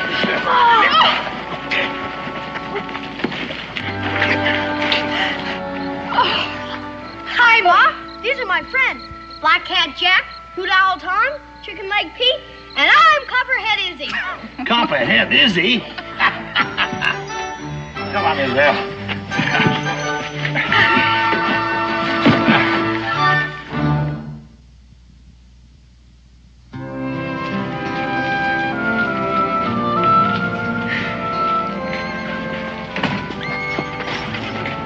That's quite a story, Israel, but are you sure you didn't stretch it just a bit? Honest, Pa, that's a whole plain truth. You can ask Ma or Uncle Brian. It's true, as impossible as it may seem. Yes, I'll vouch for the story. And thanks to your son, my grandnephew, I am now trustee of a home for boys. Well, Uncle Brian, it's just my guess that that's going to keep you busy for quite a while. No doubt. But it has its rewards. You see, Daniel, I never realized till now what an empty life I've led. And I can thank Israel for that, too. You don't have to thank me, Uncle Brian. The way was lots of fun. I think we can do without that kind of fun. Well, it looks like we're on time. Confound it, what's happened to my watch again? Here it is, Uncle Brian. Well, how? It's what Black Cat calls the sympathy method. Uncle Brian, you're just gonna have to be more careful, or somebody's gonna take it from you.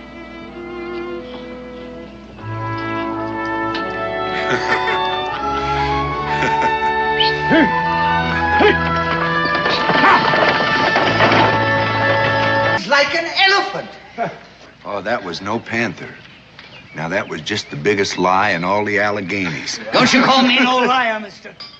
Old man, you've been a gunsmith. You've been a shopkeeper back in Pennsylvania all your born days. You never hunted nothing but customers. Before that, I'm talking about before that, when I was young like you. I was a surefire hunter. And I tell you that I trailed that panther right over the Alleghenies. I remember that I started on a Tuesday, and I trailed him right through a Thursday.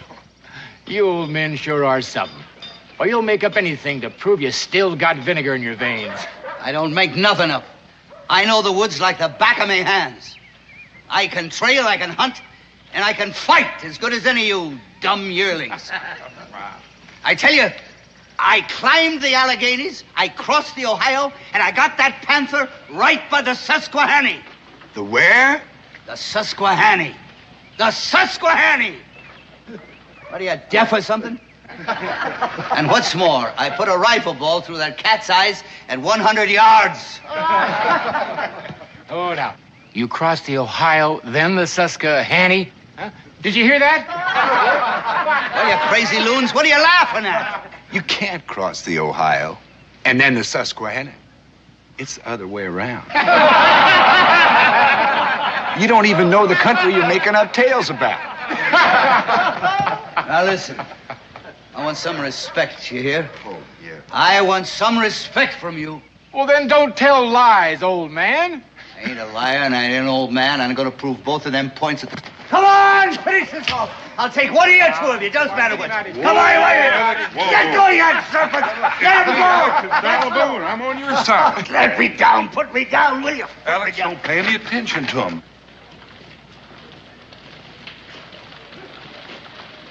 Them rivers. Them blasted rivers. I got them mixed up, that's all. Anybody can make a mistake, Alex. Maybe. But you know, when I make a mistake, it's a beaut. Going west, and I set the Ohio before the Susquehanna. It's mud. My brains is turned to mud, you know. Maybe they're right. Maybe I ain't good for anything anymore. Alex, you're just speaking pure D old, unadulterated hogwash. You know, I bet you can teach me things about the woods I never knew before. You know, I never should have come here. For 30 years, I hunted in the Alleghenies, and that's the truth. I believe you, Alex. Sure I did. And then I went to Lancaster, and I set me up in the gunsmithy business. And for 25 years, I made me a good living, me and my family. And I taught my son, Jess, all about the gun-making business. And then when I got close to 70, see, I think about retiring. So I give the business to Jess. But he folds up everything and comes out here. And I come with him.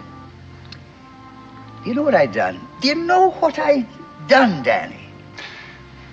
Well, Alex. I gave my life away. That's what I done. And I have become a burden to everybody. Well, now, you listen to me. As far as I'm concerned, you're still a ring-tailed he-man. Well, you're darn tootin' I am. You're darn tootin' I am. And I am going to fight to make them people admit that. You know something? You and me are going to have to go hunting soon. And I'll bet you can learn me things as sure as day and night. Well, I sure can. Yes, I can. It'd be a pleasure to teach you a thing or two. Well, that makes me feel better, you saying that? Yeah, that makes me feel real prime.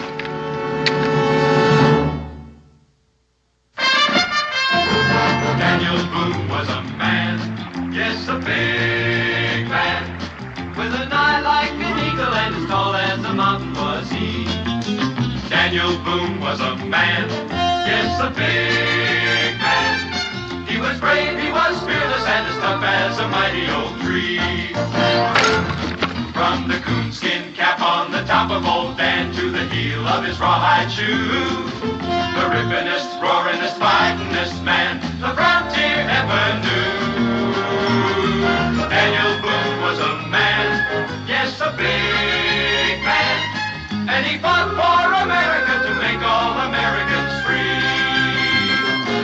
What a Boone wanted to do and what a dream come true was he.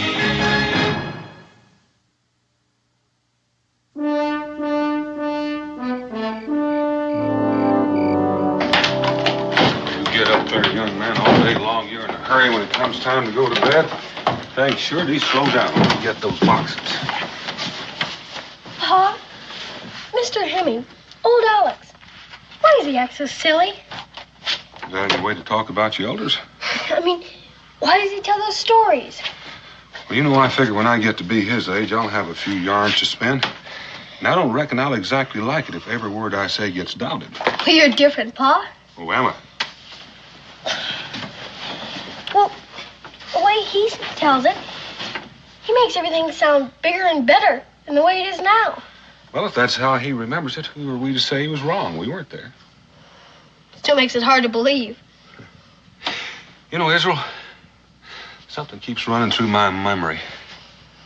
I seem to remember my pa telling me about a hunter named Painter Hemming. Old Alex? I recall that he said that Painter Hemming was something to behold. That he knew more about guns and hunting than anybody in the whole of the Alleghenies. Is that the truth? Well, my pa never lied. Why should yours? See you in the morning. Night, Pa. Night, Israel.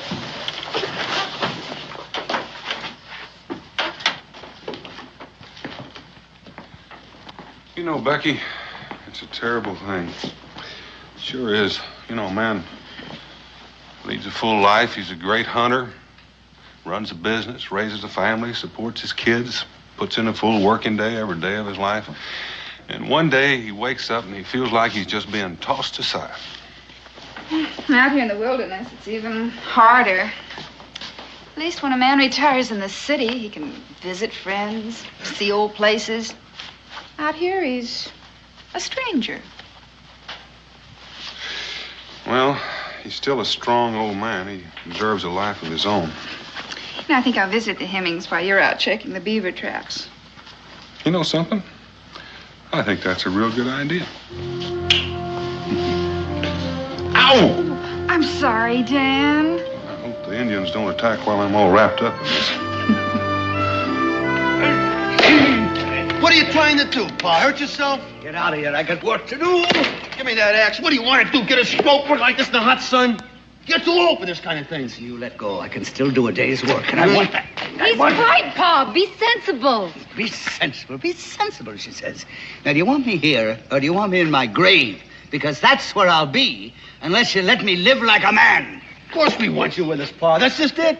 We don't want you to get sick or hurt yourself. We want you with us. So why don't you let us take care of you, Pa? Well, then let me do the things that make me feel I'm alive. Mrs. Boone. Mrs. Hemming. Mr. Hemming? Daniel sent you, didn't he?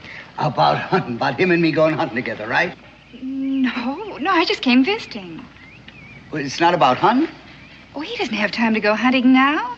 Fact is, he and Kelly and Ben are going out to check the beaver traps. They're over at the tavern now getting ready to go. What, now? Yes. Well, they're not going to go without me, I tell you. Salt and cornmeal. How about a spot of rum? Nights get mighty cold up there. Cincinnati's, you always think of the most important things. Daniel. I'm going with you. You promised. I'm going with you. Are you out of your mind? That's all we need.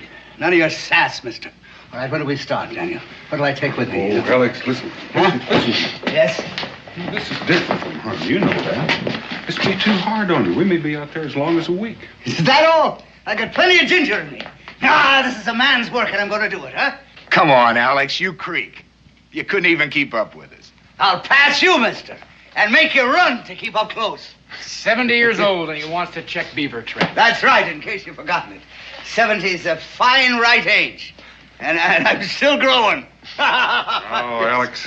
Yes. Listen. Yes, I'm listening. Not this time. It's too much for you. You? What, are you breaking your promise, Daniel? Oh, now, Alex, please. No. It's all right. No, I'll just sit in the sun and I'll grow rusty like an old piece of iron, and bit by bit I'll die. I give it up, you know. Trying to live a life of my own. I give it up. I'll just start walking to my grave. Alex, go get your rifle. You're coming along with us. He was only fooling me. He was only fooling me. Ah, no more, Daniel. I knew he was only fooling. He was only kidding, you know, all the time. I'll be right with you now. Now, don't go. I'll be right back. My pa's a mighty good man, Mrs. Boone. All his life he's done for me. Now I want to take care of him. You know, make his days sunny and easy. Hey, I'm going here. By Jupiter, I'm going. Yes, sir, he's going to take me with him. Oh, you'll have fresh meat, Beulah. You'll have bear, and you'll have buck, and it's as big as a horse. You can't make a trip like that. It's too much for you. You're talking. I've been making trips like this before you were born. What's more, you just be a burden to them, Pa. You're just getting their way. They don't need you. And you don't need me for anything here either. You're not going to go, Pa. I'm not going to let you. What? Get away! Get out of my way! Alex!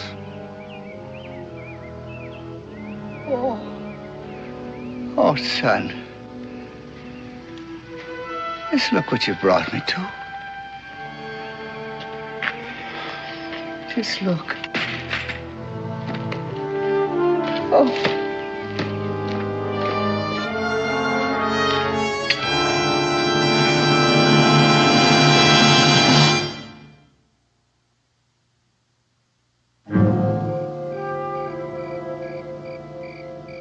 Down in the willow garden, where me and my love did meet, there we sat a-courtin', my love dropped off to sleep. That's real sweet singing. I hope them beavers like it. And the Shawnees.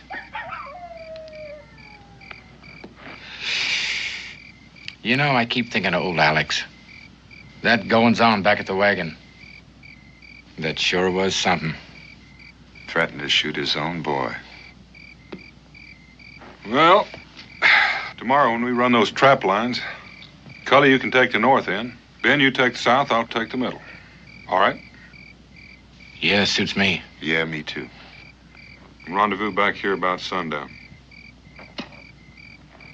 Well, then, if we can stop thinking about an old man and get some sleep and think of Beaver.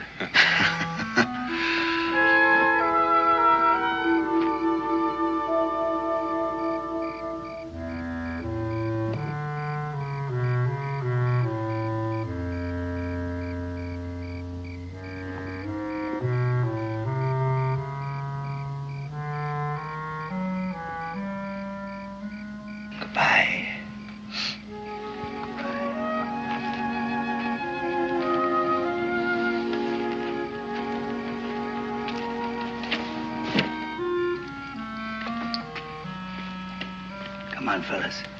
Gonna find ourselves a life we can live.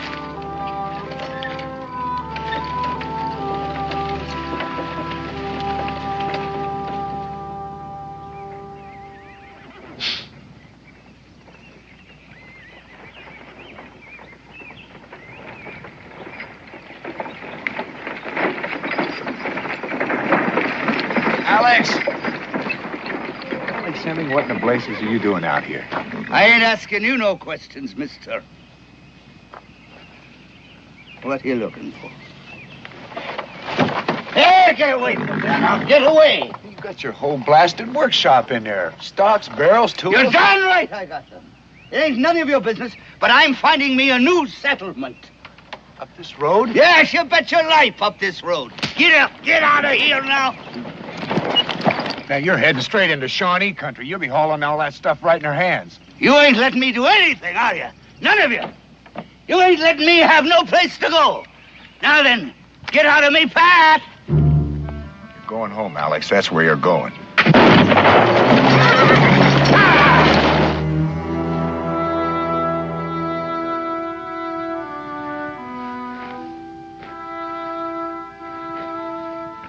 Cully should have been back by now.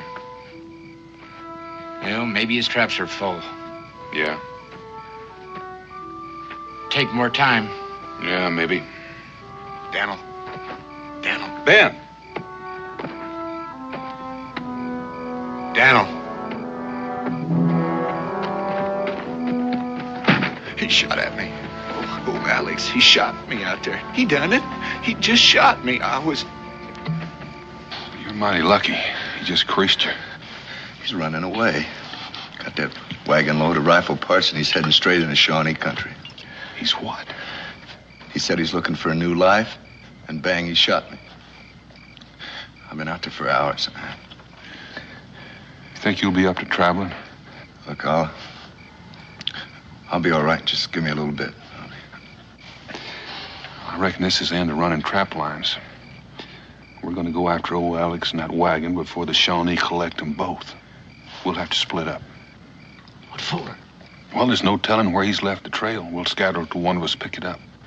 And when one of us does? Well, we'll try to convince him his best place is at home. Listen, you ever try arguing with a lightning storm? Nope, but this time we're gonna try. Ben, why don't you hide our gear in that old stump over there? I'll take care of his wound. Right. Let go of them horses, you lame bastard! What you doing? Let me alone, will you? You stop that now, you stop it, will you? Come on, you heathens, you're gonna regret this the rest of your lives, I'm telling you. I'm telling you. Get away from that wagon! These are yours, old man? Sure they're mine, you bear-greased fool. They're my stock, they're my business. You can put these together? Of course I can. I've been doing it for more than 20 years. Now all of that is mine, and nobody gets a scrap of it. You'll have to fight me first.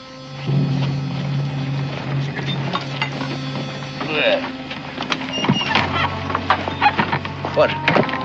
Are you the chief? I am Great Bear. How old are you? Almost 8 times 10 winters have passed for Great Bear. That's nearly 80. You are much younger. Well, I ain't as ancient as... Well, now, the truth is good for the soul. I tell you, there ain't that much distance between us, Chief. So because we are both ancient, we will sit and talk, eh? All right.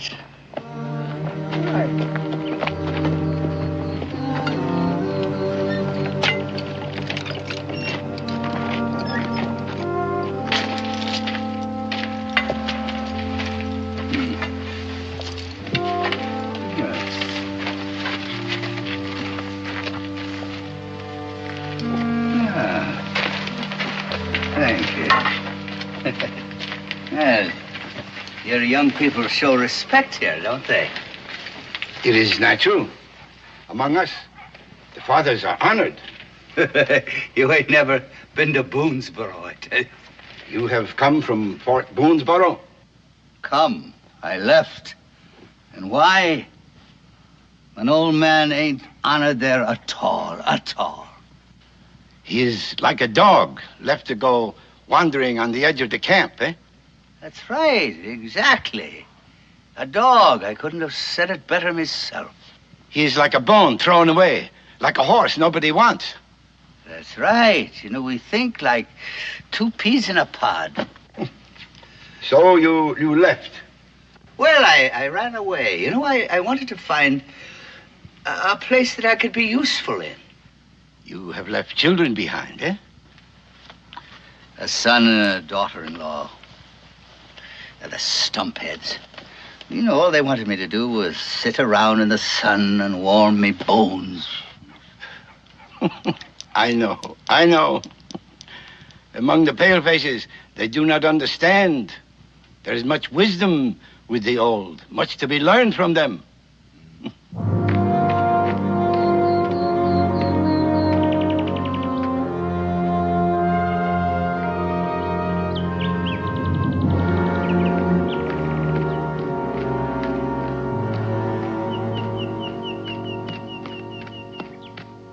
You have fought in the wars?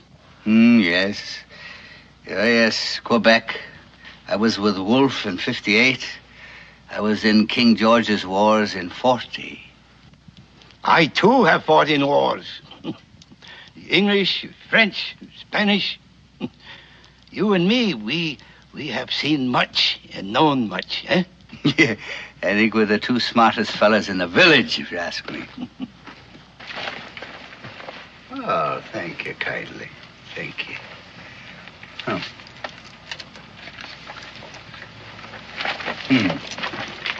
Old man, among us, white hair is highly honored. We are leaders and chiefs because we are old. You may stay with us, old man. Stay with you? Live with us. Here you will be honored. Here you will get much attention. You will have position. You will work among us and be highly prized. Work? You will put the guns together for us. You will be sacred and valuable as a great chief. And you will be much respected. That is so. Well, why not? You know, I'd be listened to at least, wouldn't I? And I mean, I'd be useful in the world again. And I could say the things that I've learned and people could learn from me. Then you will stay? Yes, of course I'll stay. Of course I'll stay. I mean, from now on, I will live and work among the Shawnees. Brother!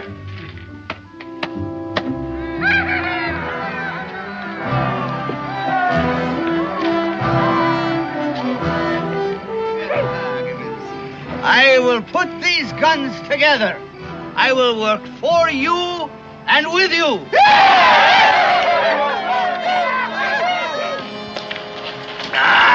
Thank you, sir. All right. Now, where I was. Now, first, I swum the Susquehanna, and then I swum the Ohio. They ain't gonna catch me on that one again. No. And there, on the Ohio shore, I run right smack into that huge panther. The great cat of the forest. Yeah,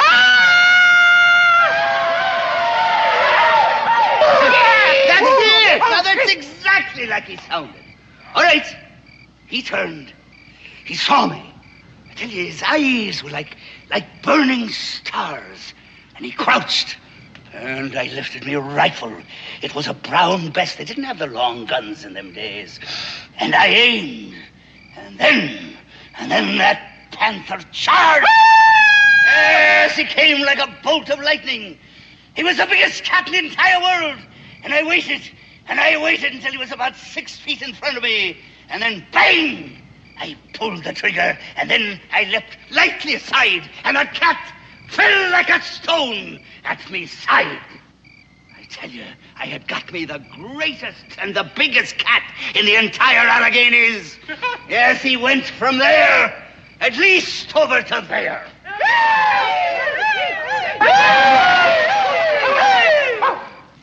The Earth Spirit has sent us a great hunter, the feather.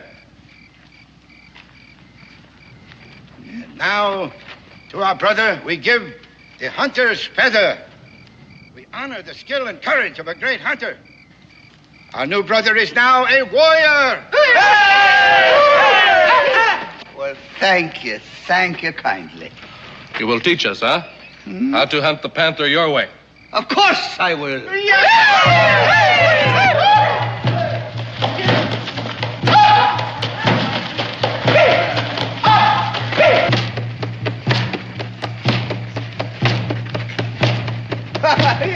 That's too slow, I think.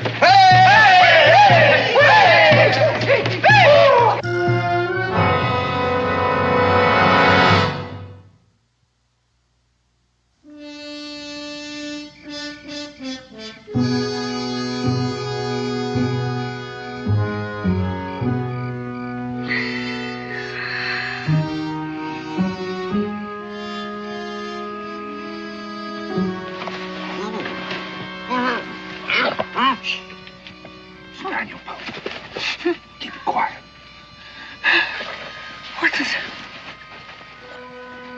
What the blazes you doing here? Following you. Following me? Why? What for? Well, for one thing, you almost killed Cully. Oh, that is nonsense.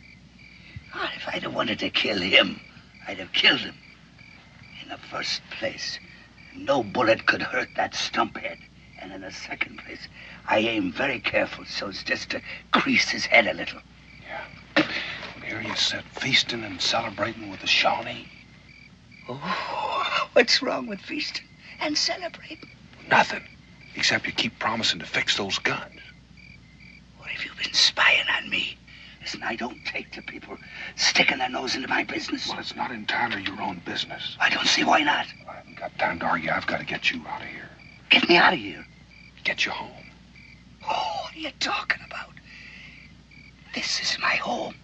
This is where I am living from now on. Here, they treat me as though I was still alive. Here, they know my worth. Here, they still respect old age. So this is my home. You really mean what you're saying? You're not just stalling him or tricking him?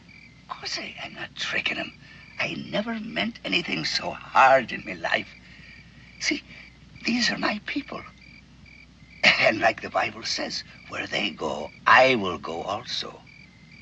They honor me. Is that why they've got a Shawnee standing guard outside your tent? He ain't guarding me. No, he's more like my servant.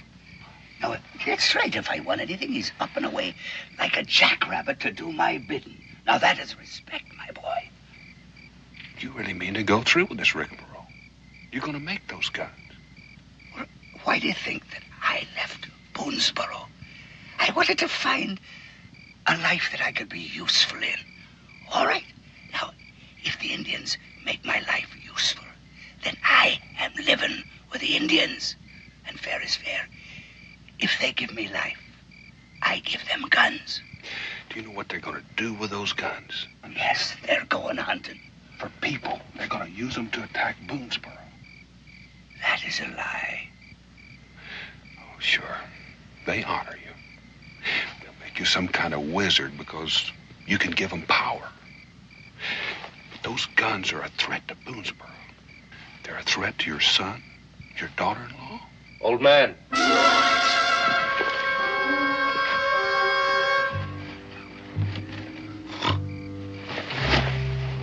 Old man, you call? What's that? I hear voices. Oh, no, that must have been me. I'm sorry, son. I think I was just sleep talking. It's a habit I got, you know. Now go away and leave me be. I want to go back to me snoozing. I want to finish a little dream I was having.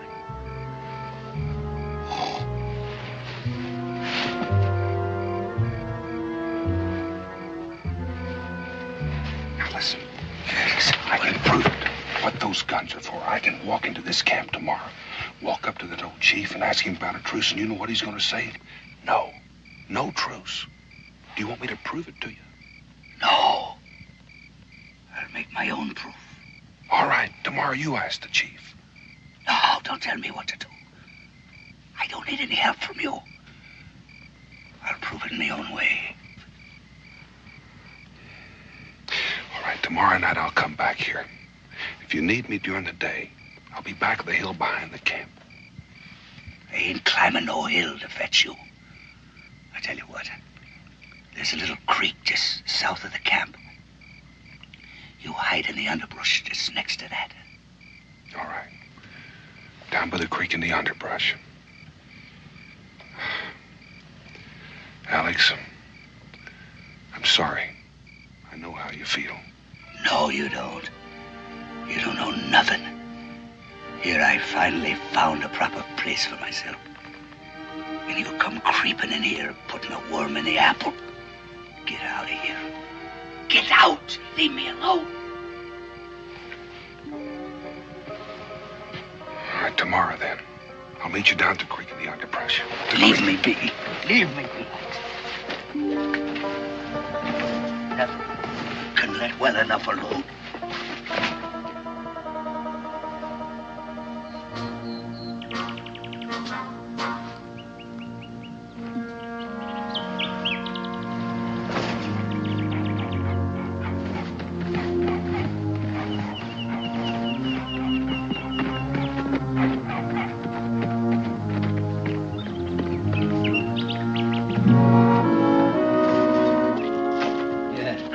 Good morning, my brother. You have slept well? Like a rock. I come to talk to you, Great Bear. Oh? Yes, thank you. You are troubled, my friend? Well, maybe. I don't know. I understand. I understand. I have been thinking much about my brother's happiness. He is alone, but he is still young and still a man. What? Loneliness is poor meat for a man. So today, I think I will send him a squaw, a fine girl, to take care of him. That is what troubles you, eh? What do you mean? Me a squaw? That's just what I need. So, you will start putting the guns together today. Isn't it? You see, that's what I wanted to talk to you about. Huh? It's a question about them guns. Now, we're brothers, right? And a man that can talk honest with his brother, can he not? A man should talk honest with everyone, my friend. Well, that's my sentiments, too. I am glad. Yes. Now, what is it about the guns? Well, now, are you going to, use those guns for a attack on Boonesboro? It is the young warriors who want the guns put together. And for Boonesboro. But it is not hard to understand. Do they not take our food from us? The deer and the bear? Do they not take our land from us? Oh, yes. Do they not come as strangers and drive us out? Yes. Then they are the enemies of your Shawnee brothers, are they not? Yes. And they are your enemies, too. They laugh at you They make you feel as if you are nothing. They have driven you toward your grave. Is that not true? Oh, yes, that is. So, if we use the guns against them, what difference should that make to you? None. Not at all. None at all. Good. Then we are still brothers. And today I shall send you a fine squaw. Thank you kindly. Great Bear, thank you kindly.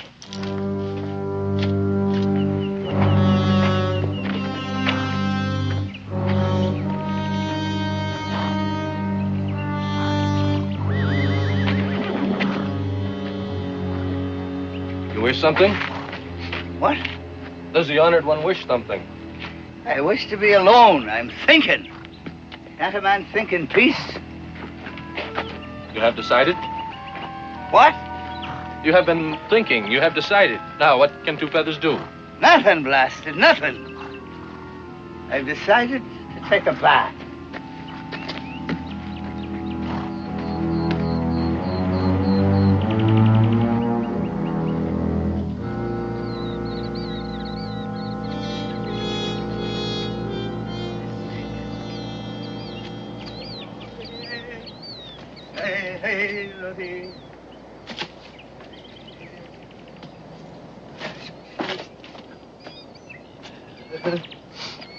Don't move.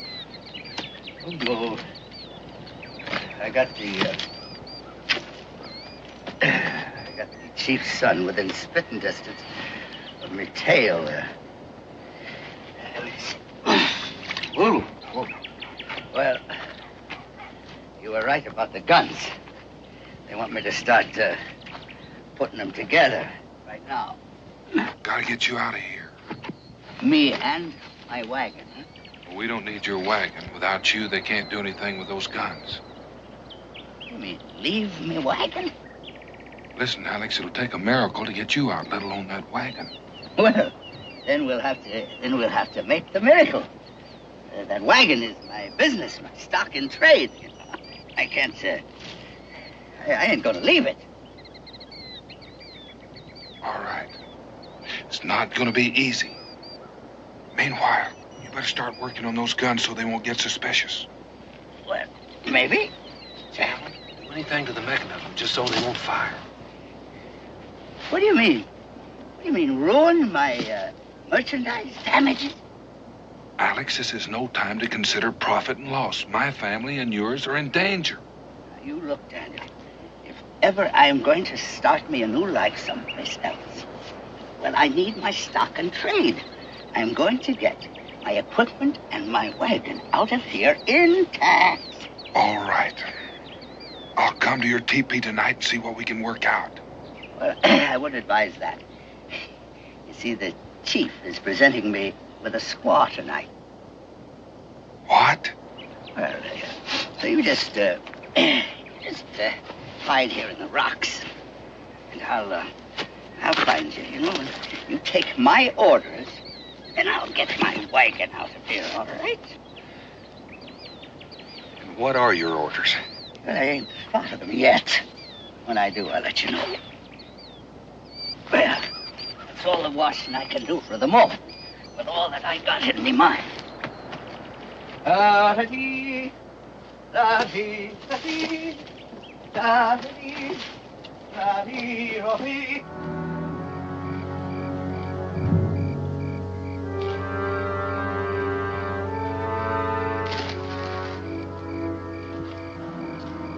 Daniel.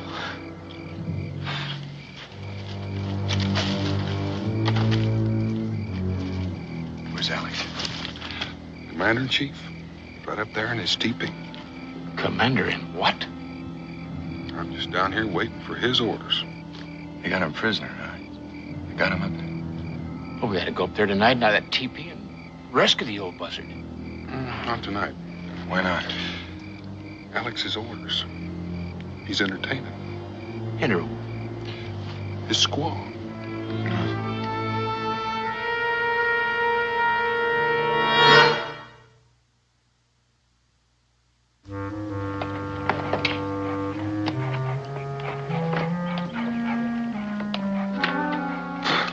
Orders.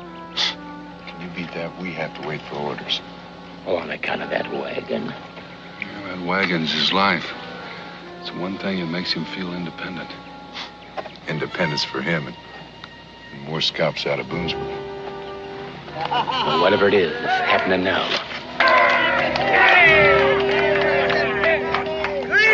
Greetings on this fine, grand morning. The birds are singing and I'm singing too. Right? Now, Great Bear and me have spoken together today, as things are going to begin today. You've had good words, brothers. Yes, now we're going to put the guns together today. Going to be put together. Going to be put bone into bone and joint into joint. But first, you see, we have to hitch my wagon up. The wagon? Why, yes, Great Bear. And then we have to haul it down to the creek, because that's where it'll happen. That's where the happening will be. Now, you didn't ask why, but that would be a smart question. Because we need a great target area, you see. We need a great long distance to show the power of my rifles. Here, do it here. What do you mean, maybe hit somebody or go through a teepee and hit a poor little papoose? No, this is a living area. It's not a target area. Am I not right? He is right. Harness up the wagon.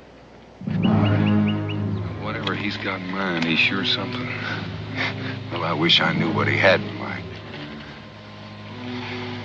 Well, I've got an idea that soon we're going to get some orders.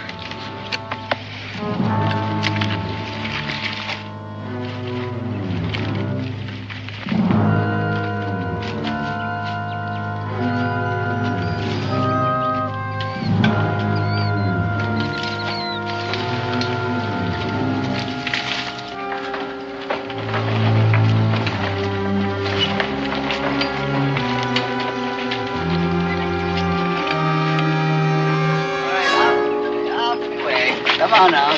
Give me room. I will show you how to put a rifle together. See, watch carefully. Watch the hands of an old-timer, because there's magic still in these old hands. Now, first we have the rifle stock. This is genuine walnut. Now, it ain't polished yet, but she will shine like the sunlight and water when she is polished. Right now, I will show you the rifle barrel. Will you look at it? It's good steel. That's right. Now, I hammered and I tempered and I fashioned this myself in Lancaster. This is a Pennsylvania rifle. You'll notice the long barrel and the short stock. Now, that is the finest weapon in the wilderness. All right. Now, the flintlock. Yes, sir. People used to call me an artist, they did. Would you hold that? They used to call me a master craftsman. And indeed, you know, I do have a great love of mechanical things. You're right, Daniel. He sure is something. You mean he's more than just an old man? Yeah. That it is finished. A real jewel. You like it? Now, give me the powder and the ball. But first, hold that. Hold that now for 1 minute. All right. Here. Listen there. Right. And a bit here. Oh. Here, hold that. And we'll tap it down. A little ball and patch. Tap it down briefly. Now, I'll show you. I'm going to show you something. I'm going to fire her for you to show how sweet and true she is at 100 yards. And indeed, you know, this rifle can hit the eye of a squirrel at 150 yards. But first, I got to put up a target. Just hold that. Give me this, please. This I am going to put at 100 yards away. Yes, on that tree there, across the little river. What you got in mind? I don't know. We better be ready.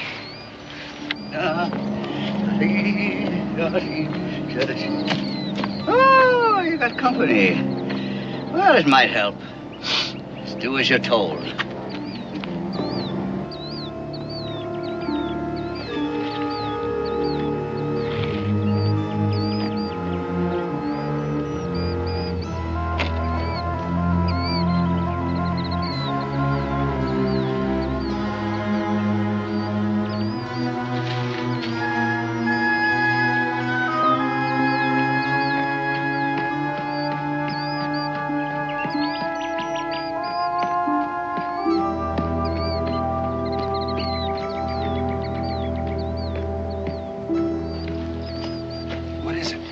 to do? I got a little surprise for them. I've been up all night making guns. What guns? I don't see any guns. Listen, all we can do is what he says. Follow orders. Of which there hasn't been one. Now, brothers, watch. Straight and true. Yes, sir, an old man is going to show you how he can still be steady and clear-eyed, even at 70. You watch. Oh, he can shoot. Seems like it's not the only thing he can do. A rifle like this, my brothers, is easy, it's quick to reload. And she still fires as good, and she stays accurate. Yes, sir. There ain't nothing like the Pennsylvania long gun. It is the finest weapon in the world, you know that. And it's as slick as grease. And it fires just as good at 100 yards, as easy as it can hit one at 6 inches. All right! Go ahead! Fire, you knuckleheads! Over their heads.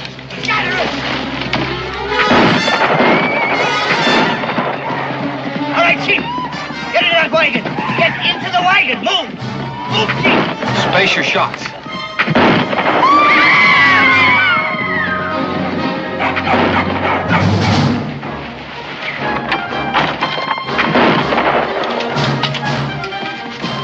Crazy if he thinks we can pull him off here. Keep back, my brothers. Keep back, I warn you. Look at that. Look, did you ever see anything like that? All right.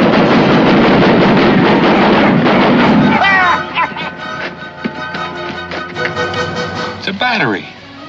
Battery of rifles.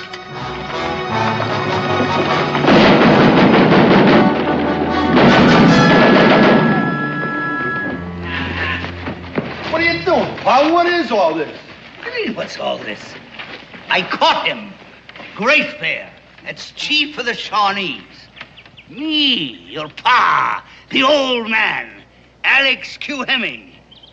And I saved me goods. What goods? Where? How? With this. And with these. Well, you great hero hunters. Did you ever bring back a catch like this, did you? And you still think I'm a windbag, do you? Well, answer me, will you? Answer me, you sawed-off stumps. Answer me! Who the devil cares about answering you? I got a score to settle with that Shawnee. That's a fact. He murdered my cousin. They burned my cabin and raided I my say home. let's lynch. Get back! Stand back! The first man that puts a hand on him will get a lead ball. You ain't learned a thing, have you? No respect for an old man. Alex! Oh, good man. You sure obeyed orders. Orders? I'll give you some orders. Alex, you sure messed things up. We got to get him back to his people and right away. I don't know what you're talking about. Why? Because if we don't get him back, they're going to attack us and we're going to be at war with their chief. You don't know what you're talking about. There ain't going to be a war. There's going to be a truce. A truce with the Shawnee? Anyway, what do you think I can't see further than the enemy knows? What do you think we was doing all the time we was riding here? We was talking. Yes, that's it. And me and Great Bear, we agreed. Agreed to what? The truce, man. A truce. We both been living a long time, and we learned a lot. And we learned that there's no sense in a war. So we made a pact. And we're gonna have peace. What my brother says is true. There will be no war. And this one, he's a very brave and wise old man. My God, I'll fix you. Son of a gun, Alex. All right. Thank you. Yes, and I could use a little nip, you know. My Blue Thunder, huh?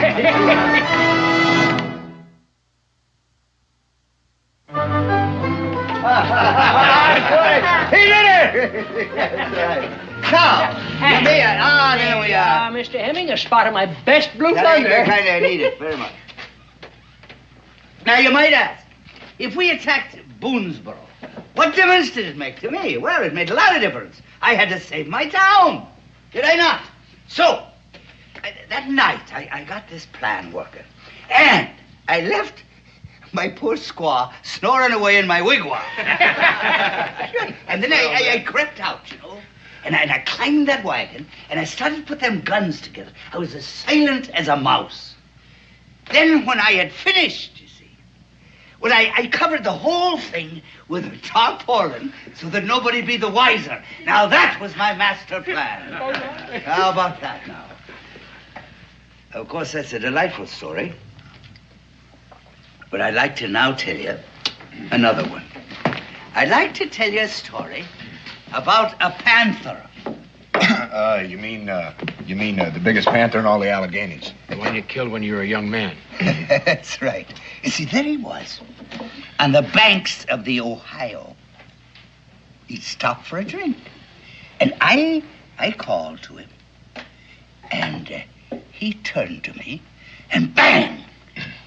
I put a rifle ball through his eyes at 100 yards. 100 yards. Yes, sir. That panther knew who done him in. Alex Q. Hemming. That is who. Oh, we believe you. Hmm? Don't we, Dan? What we've seen today, right.